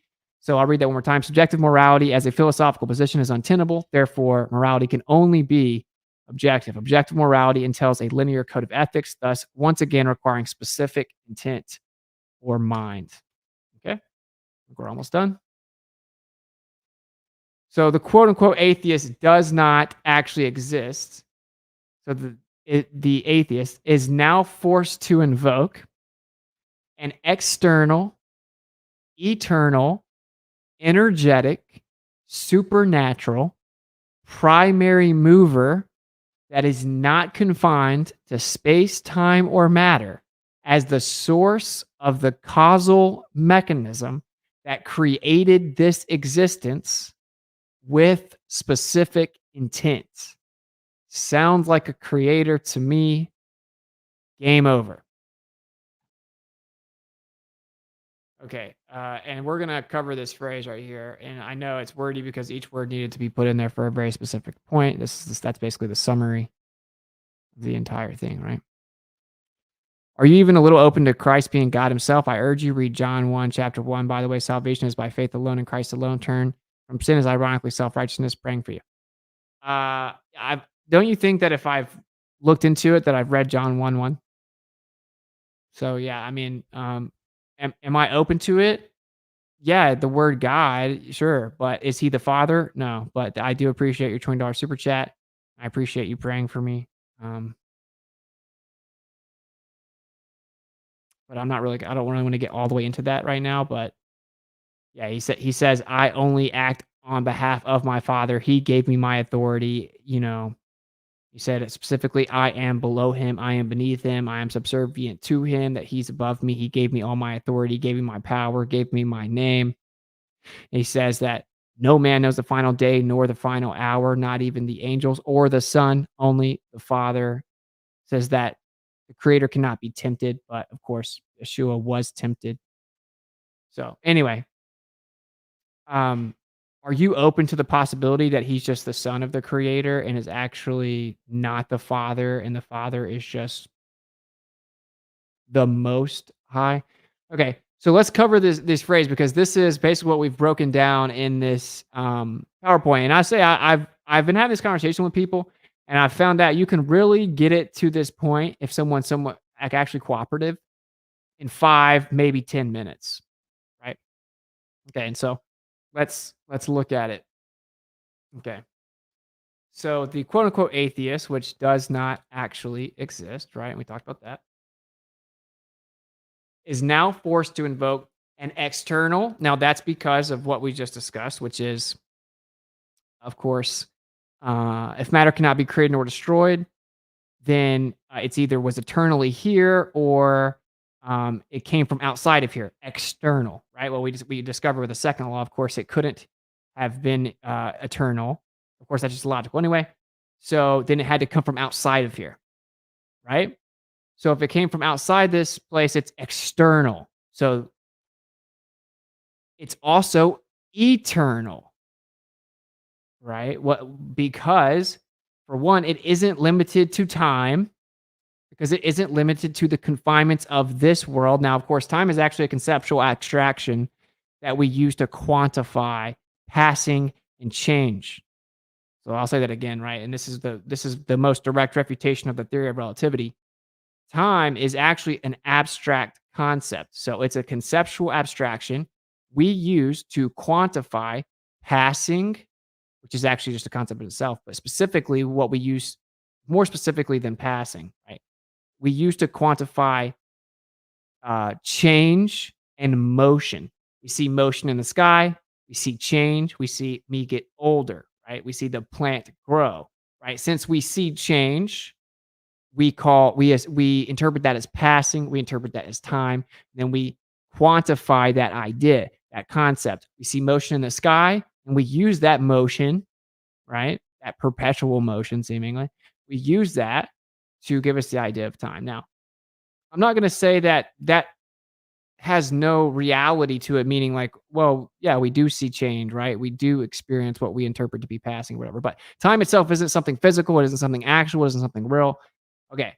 All that to say, right? The intelligent agent wouldn't be limited to space, time, or matter because it's external to this place. That was the point of I'm making there, right? So we have an external. Now, this is not just our position. This is the atheist position, right? After we actually broke it down.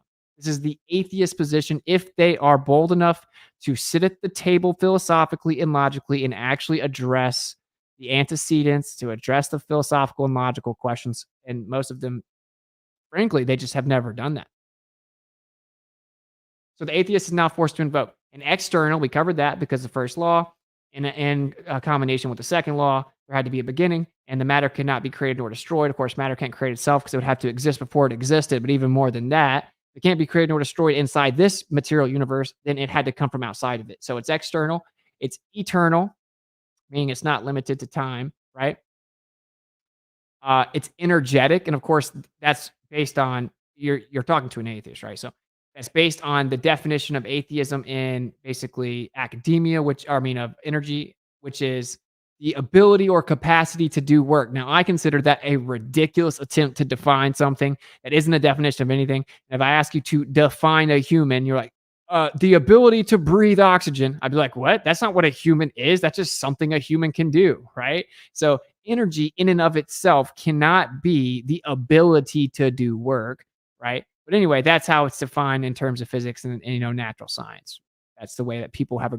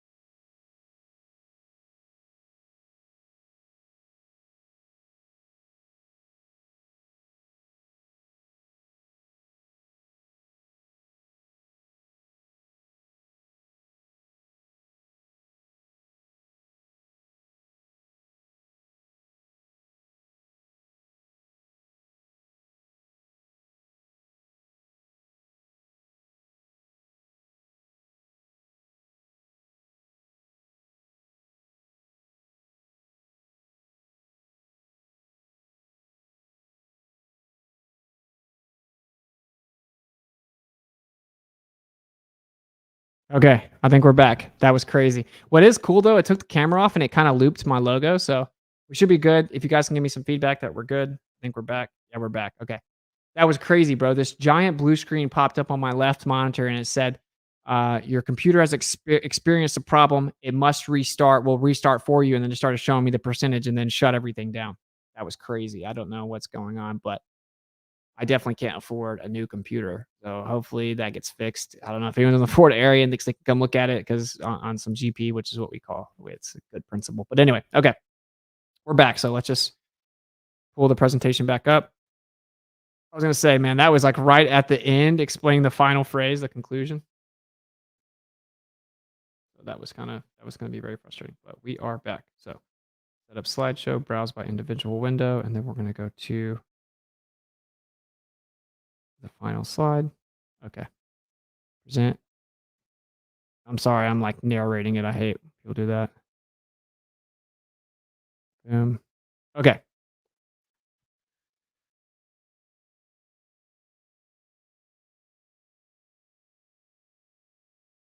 All right. So again, we needed the external because matter cannot be created nor destroyed, which means it had to be created for something not confined to that natural law, which means it has to be outside the natural universe, which of course would be external to this place. It is eternal because it isn't limited to the confinement of space, time, and matter, natural confinements, material, natural world confinements. Right? It's energetic because the definition of energy, as people say, is the ability to do work. Well, obviously, it had to have the ability to do the work that is create the matter and energy, right? And really set it into motion. So that fact alone means that it had to be energetic. So now we have an external, eternal, energetic, supernatural. And that's again because the definition of supernatural is that it is not confined to natural law, it is greater than natural law, right? It is beyond natural law, right? So, since it's beyond the natural world or natural law, it's automatically cannot be invoked in place of or in place with naturalism, the philosophy. Naturalism, again, is specifically that nothing exists other than matter and energy within the natural world and in accordance with natural law, right? Well, if matter can be created or destroyed, which logically we have to figure out that is the case, then it's supernatural by definition. That right there ends the whole quote unquote debate. Okay. But anyway, so now the atheist is forced to invoke an external, eternal, energetic, supernatural primary mover, meaning it was the initial, at some point, there's a beginning of this universe, or whatever it was created, right? Whenever it was created, would be the primary movement. So there was a primary mover, right? Bro, what is going on? This is crazy. I feel like it's being attacked. Seriously. Okay, we're going to get through this. We're almost done. So, primary mover that is not confined to space, time, or matter as the source of the causal mechanism, the cause, the actual mechanism, right, that created this existence with specific intention because of the order. Okay, so again, the atheist is now forced to invoke an external, eternal, energetic, supernatural primary mover that is not confined to space, time, or matter as the source of the causal mechanism that created this existence with specific intent. Sounds like a creator to me. Good game, right? That's game over. So, okay, we actually got through it. Hopefully, we're not frozen. And when I say the atheist is forced to acknowledge that, they are. And don't worry, I've been trying to see if any atheist can come up with anything. I've used all my ability to try to figure it out and come up with a better stillman. And there is no actual stillman. The atheist has to land upon chaos theory and has to say that the chaos itself actually came from outside this place, and it still doesn't work, right? So that is what. Now, basically, what it comes to is like, why not just say God at that point? So now now it's become obvious if you actually understand and face these logical facts, right?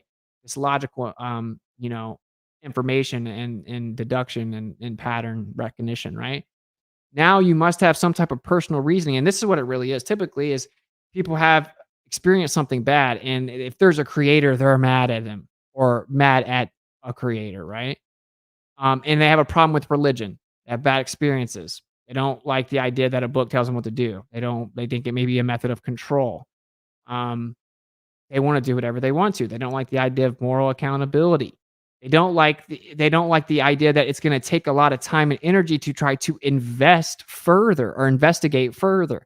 Whatever it is, right? It isn't an actual logical and intellectually sound reason or motivation for them to be atheists. We've just covered it. We just covered it, okay?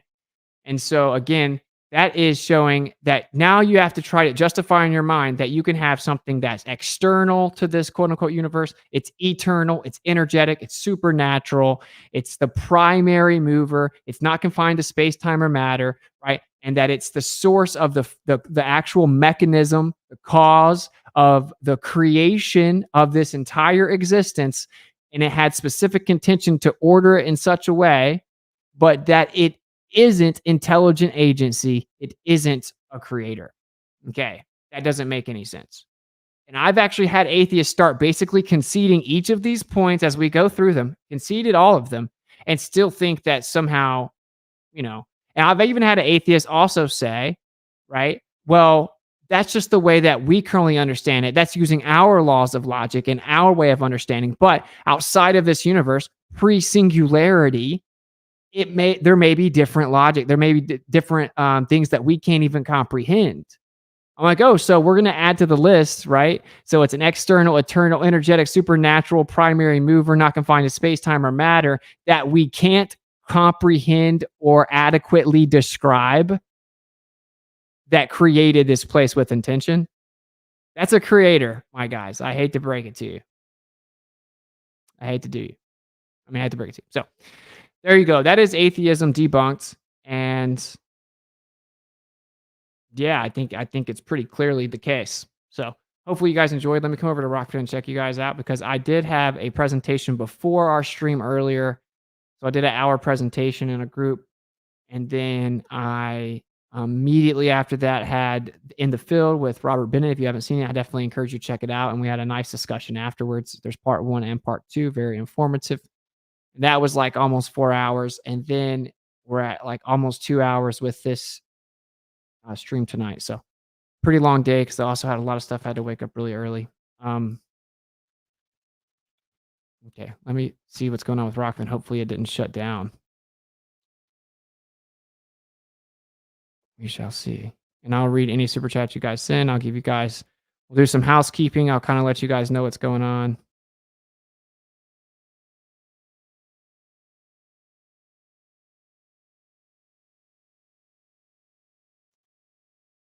Dude, what? Rockfin.com/.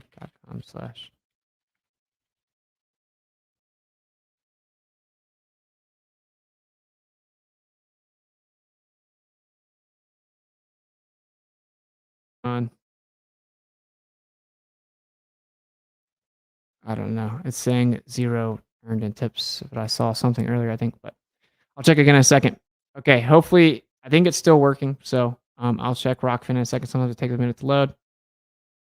All right, been binge watching your content since I found you. Just want to thank you for the knowledge I've gained through you. Much love to you and yours. Thank you so much, Joan Margaret. Thank you for the $20 super chat and the very kind words. I'm glad that you enjoy it. I think that we're about to get in stride where we start really curating the content. So I'll always live stream with you guys, but I'm going to start doing podcasts that may or may not be edited, like professionally edited. We may do live ones though. Also, I think live is cool. It's raw, and then we'll have edited content coming. And I'm going to try to get a team to help me out with that.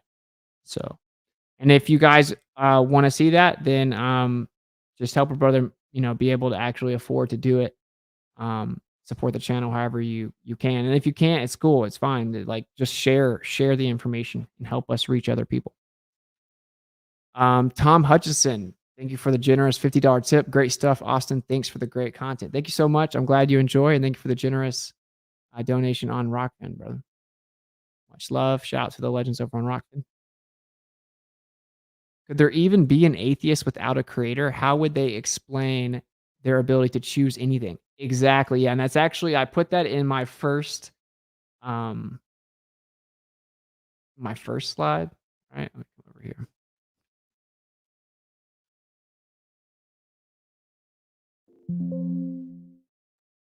Yeah. So it says The very fact that we are about to have this philosophical discussion demonstrates a prerequisite of the application of ontology. Therefore, to even pretend to be an atheist requires the utilization of the metaphysical.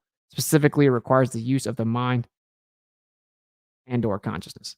And yeah, exactly what you said. I mean, and I think C.S. Lewis has a good. Let me see if I can find a good quote about this. C.S. Lewis.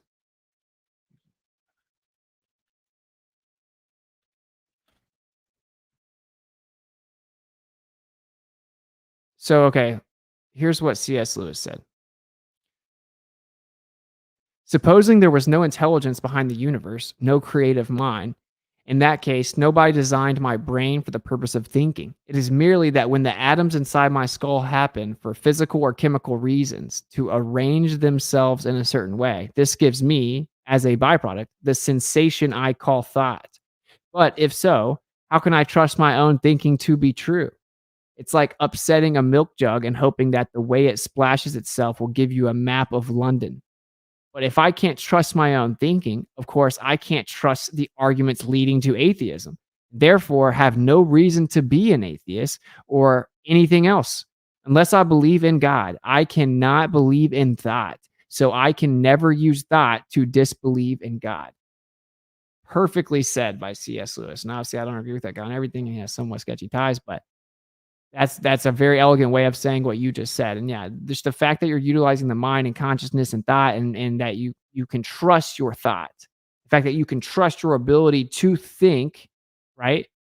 Right. And it's not just some random um, you know, chaotic result of nothingness or randomness, right? The fact that your thought is something that can be trusted and that you're utilizing it to formulate the claim of atheism actually refutes atheism. So yeah, just like you said, could there even be an atheist without a creator? No. Just like there couldn't be abiogenesis without one, just like there couldn't be evolution without one. And people will tell you, oh, evolution, there could be a creator that made it. That's why people are so obsessed with evolution, though, is to try to explain existence without a creator. And just like Charles Darwin said, come to find out, as I really like lay this all out, there has to be a creator. And evolution would only be proof of a creator. And he said he didn't even really believe evolution was the case at all. Um, so yeah, thank you for the $10 super chat. And I do agree. I think that's probably the most ironic part, you know. Cause of America, thank you for the $10 super chat. I'm a journeyman electrician and build things for a living with it. I've looked at thousands of sets of blueprints and not once have I ever seen curve taken into account. The claim that we do is a lie. Yeah, absolutely, man. I don't know what all blueprints you look at, but um, we use plane surveying for all engineering, admittedly, by any source, including government sources, up to 100 square miles. So Uh, yeah, I definitely believe you. They don't account for curvature. We use plane surveying, assuming that the Earth is flat and neglecting curvature up to 100 square miles.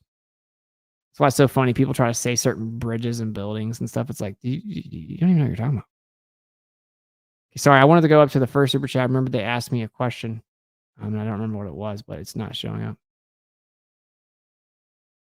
Let me see if I can find it here.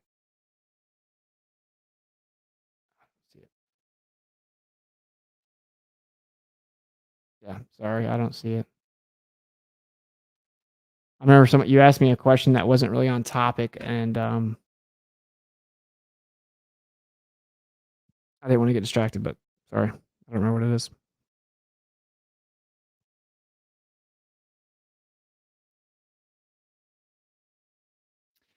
All right, cool. Hopefully you guys enjoyed. I'm going to keep it short and succinct and about the actual topic. So that's atheism debunked, you know, and we covered it pretty quickly, I think. And then you can cover it much quicker. Hopefully it made sense. It helps you guys kind of either A, reconsider some of like the logical positions that people claim to take, or at least, you know, helps you understand it in such a way you may be able to talk to other people about it.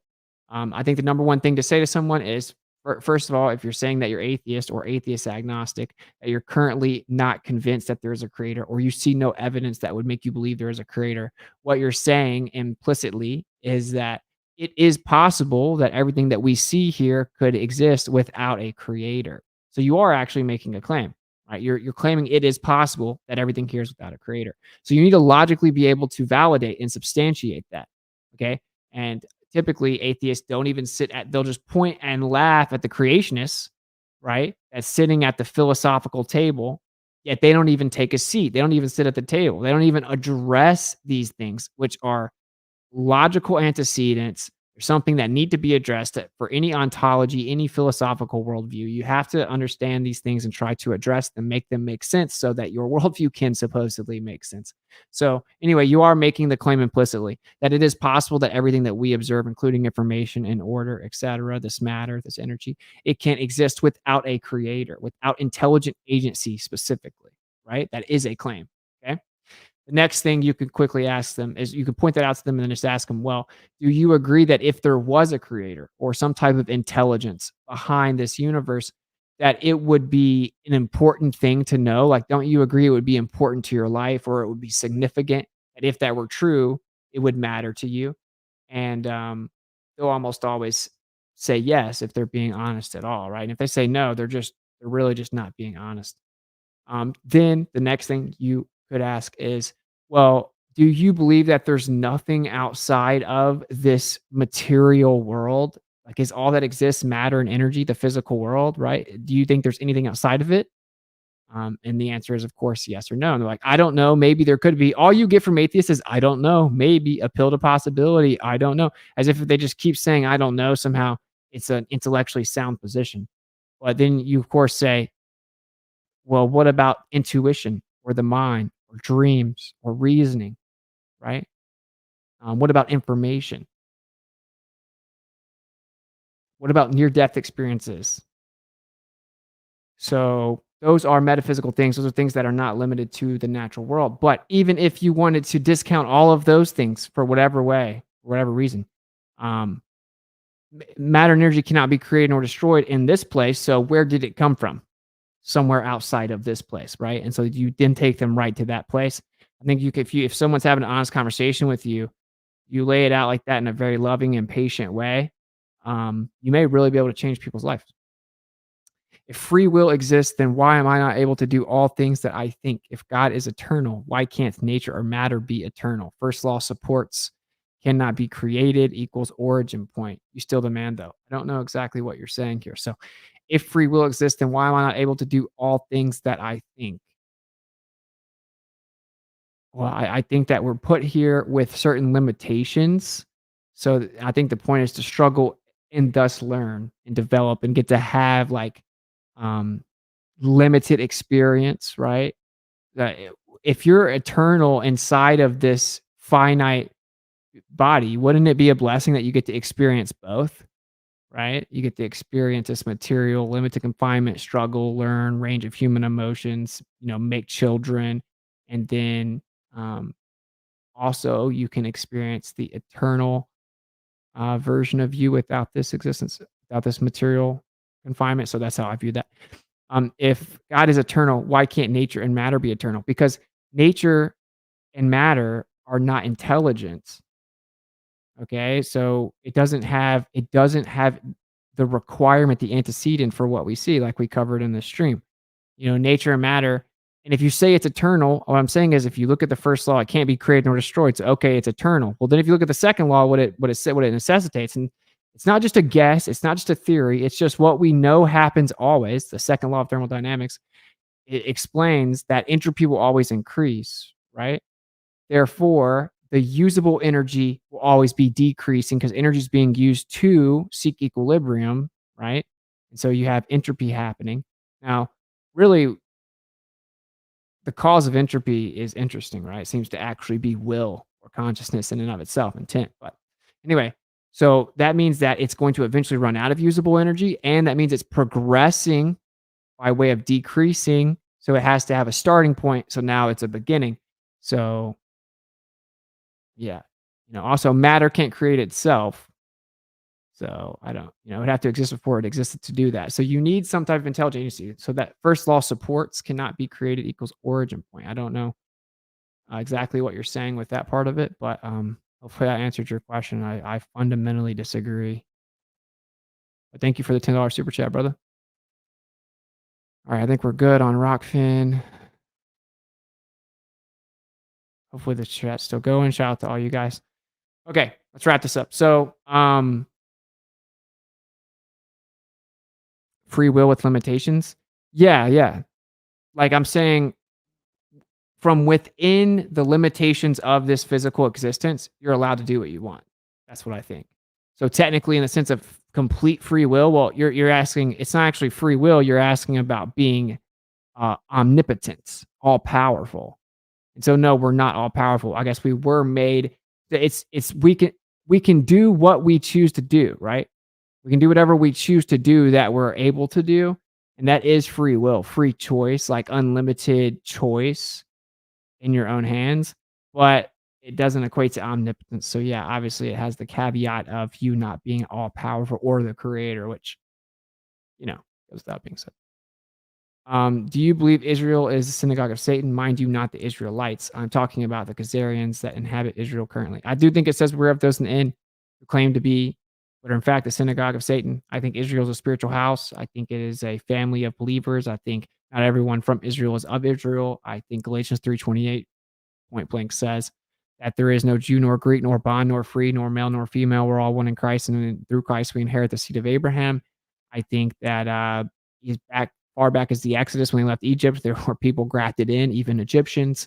Like I said, not everyone from Israel is of Israel. It's a spiritual house of believers. It isn't genetic. It doesn't support any type of ethnic supremacy. I think the 12 tribes were scattered. I think it probably scans an entire spectrum of pigment. I don't think anyone truly knows where all of those tribes have ended up.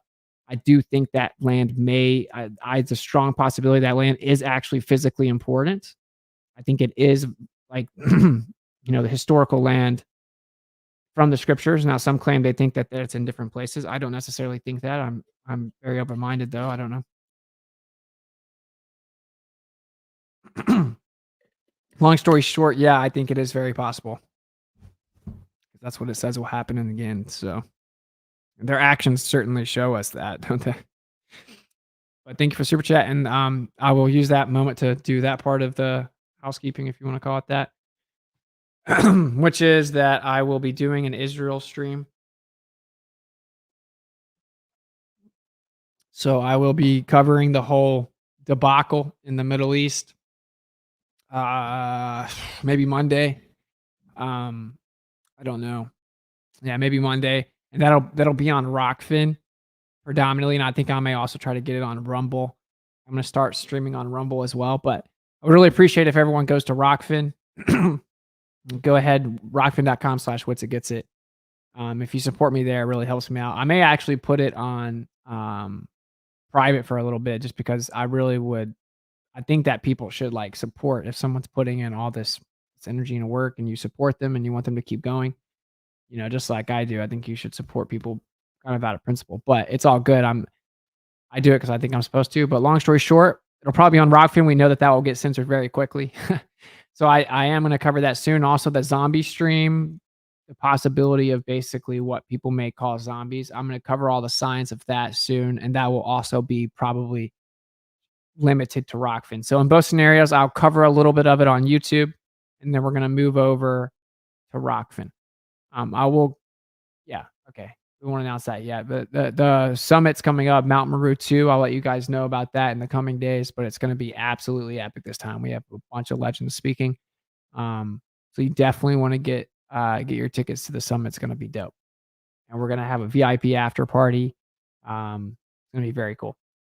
Okay, so we have Glowbusters Sunday. I don't think I'm going to stream tomorrow. It's Shabbat. I'm kind of going to chill, and then I may do something tomorrow night. I don't really know, but we'll see. And then that's all that I can think of right now. December 2nd, I will be going to the church in Mount Juliet, from my understanding, and that's where Pastor Dean Odell will be debating how the earth is a stationary plane according to scripture, and the other preacher will be trying to tell us how the scriptures say the earth is a ball. And I think that I was asked to go and then maybe speak. So, and also go check out the app and check out Dave Weiss's YouTube channel. I think that he may be having a little gathering beforehand. I think if anyone's going to go there, they need to maintain a very professional appearance. They need to dress nicely. They need to be professional. They need to be kind. They need to be, soft spoken. They don't need to go in there looking crazy.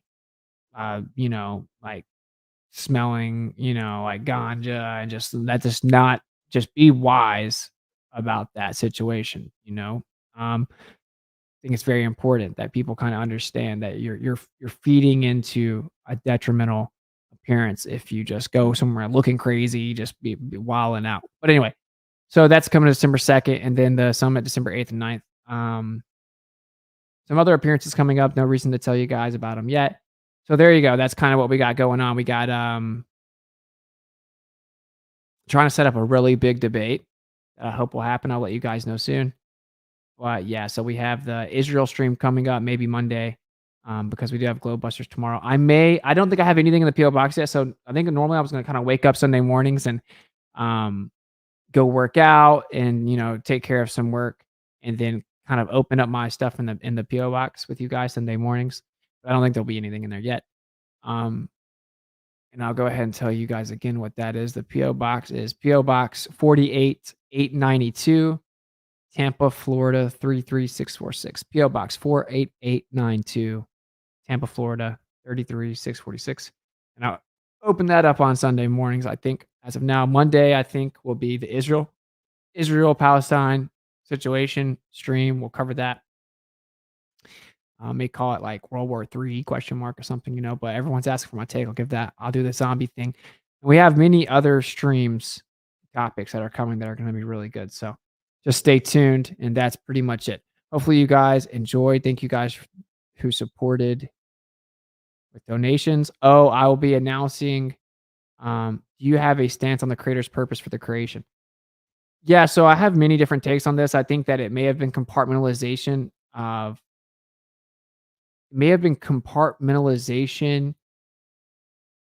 experience, meaning like experiential value, right? So like if the creator is all powerful,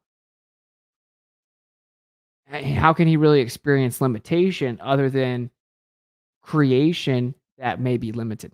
And I think that we are actually here to struggle, thus learn, and that we get to it's like an additional component to existence, right? Where you're mortal, your life is finite, right? And you get the blessing of being able to be eternal and be finite. So if you look at it like, oh, we could just always all be eternal, right? Or nothing, because that's like the compartmentalization of consciousness, the metaphysical eternality, right? But um outside of that, that's kind of how I view it. It's like, well, technically he could, the creator could experience um vicariously through us, but even more than that, it's just a gift that we get to experience both mortality and, if we choose, from my worldview, being eternal. And I think we just get to learn, and we have this huge spectrum of human emotion. We get to make a little physical version of us. And so that would be my overall answer. I think that's why it is. It's just basically an expression of love and opportunity.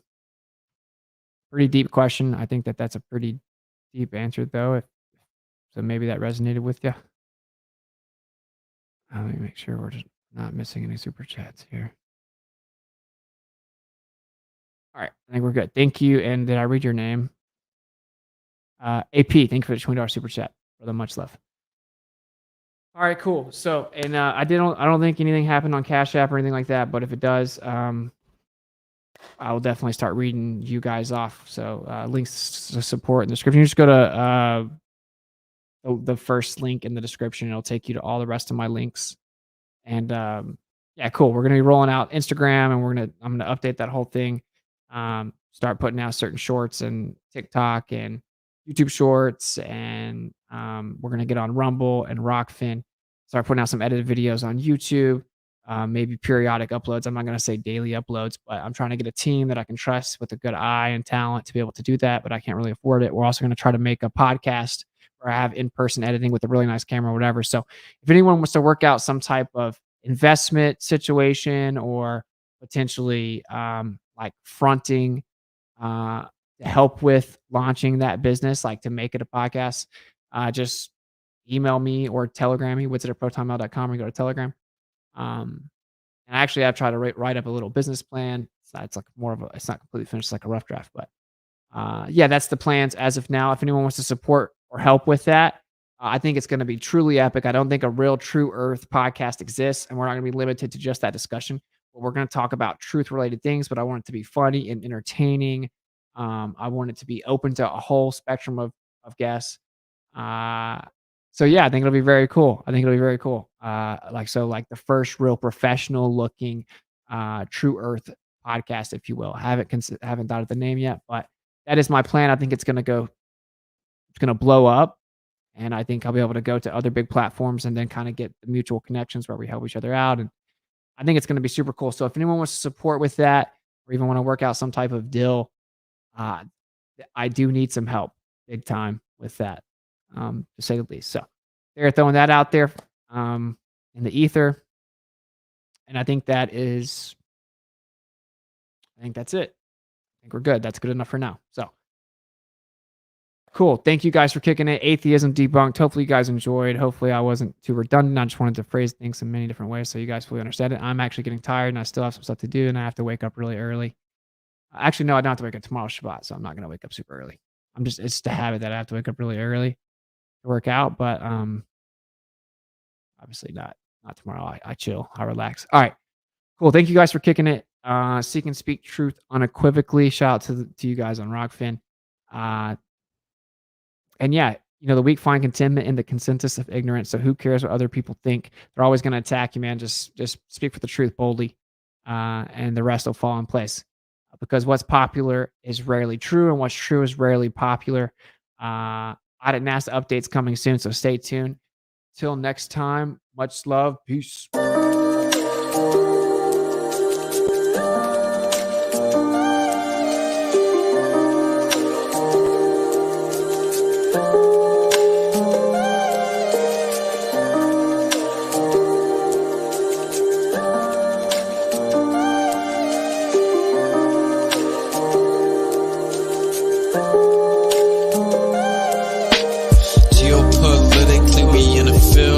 That's for Israel. Wonder, is it real? Rappers acting say they high, say they simple pills. Glorify suicide so they get the deals. Big pharma set it up, had to flip the pills. Control the music industry until the scripts get filled. Geopolitically, yeah, we in the field. That's for Israel. Wonder, is it real? Took the way you saw the world, then distorted it. Now you think you wanna rock that twirl somewhere orbiting. Theories disproportionate, the truth distorted quick with a forceful grip. They force a simple that we absorbing quick. Took the people's signature that mean extorted it. They forging it if news anchors informant to informing them. There's a surplus, but they tell us there are shortages. Credit economy mortgages, dollar that's supported with empty fortresses. But what's important is this: we porting ships, important gifts. Of course it is, but extortion is in accordance with an assortment list of foreign tricks. We ignoring which informant this, informant this. It looked like we were snoring tricked. Pedophilia and the government endorsing it. Yeah, eugenics is exactly what abortion is. You just vilify those insubordinate. Way to matrix engineer, that's unfortunate. Geopolitically, we in a field. That's for Israel. Wonder, is it real? Rappers acting say they high, say they simple pills. Glorify suicide so they get the deals. Big pharma set it up just to flip the pills. Control the music industry until the scripts get filled. Geopolitically, yeah, we in a field. That's for Israel. Wonder, is it real?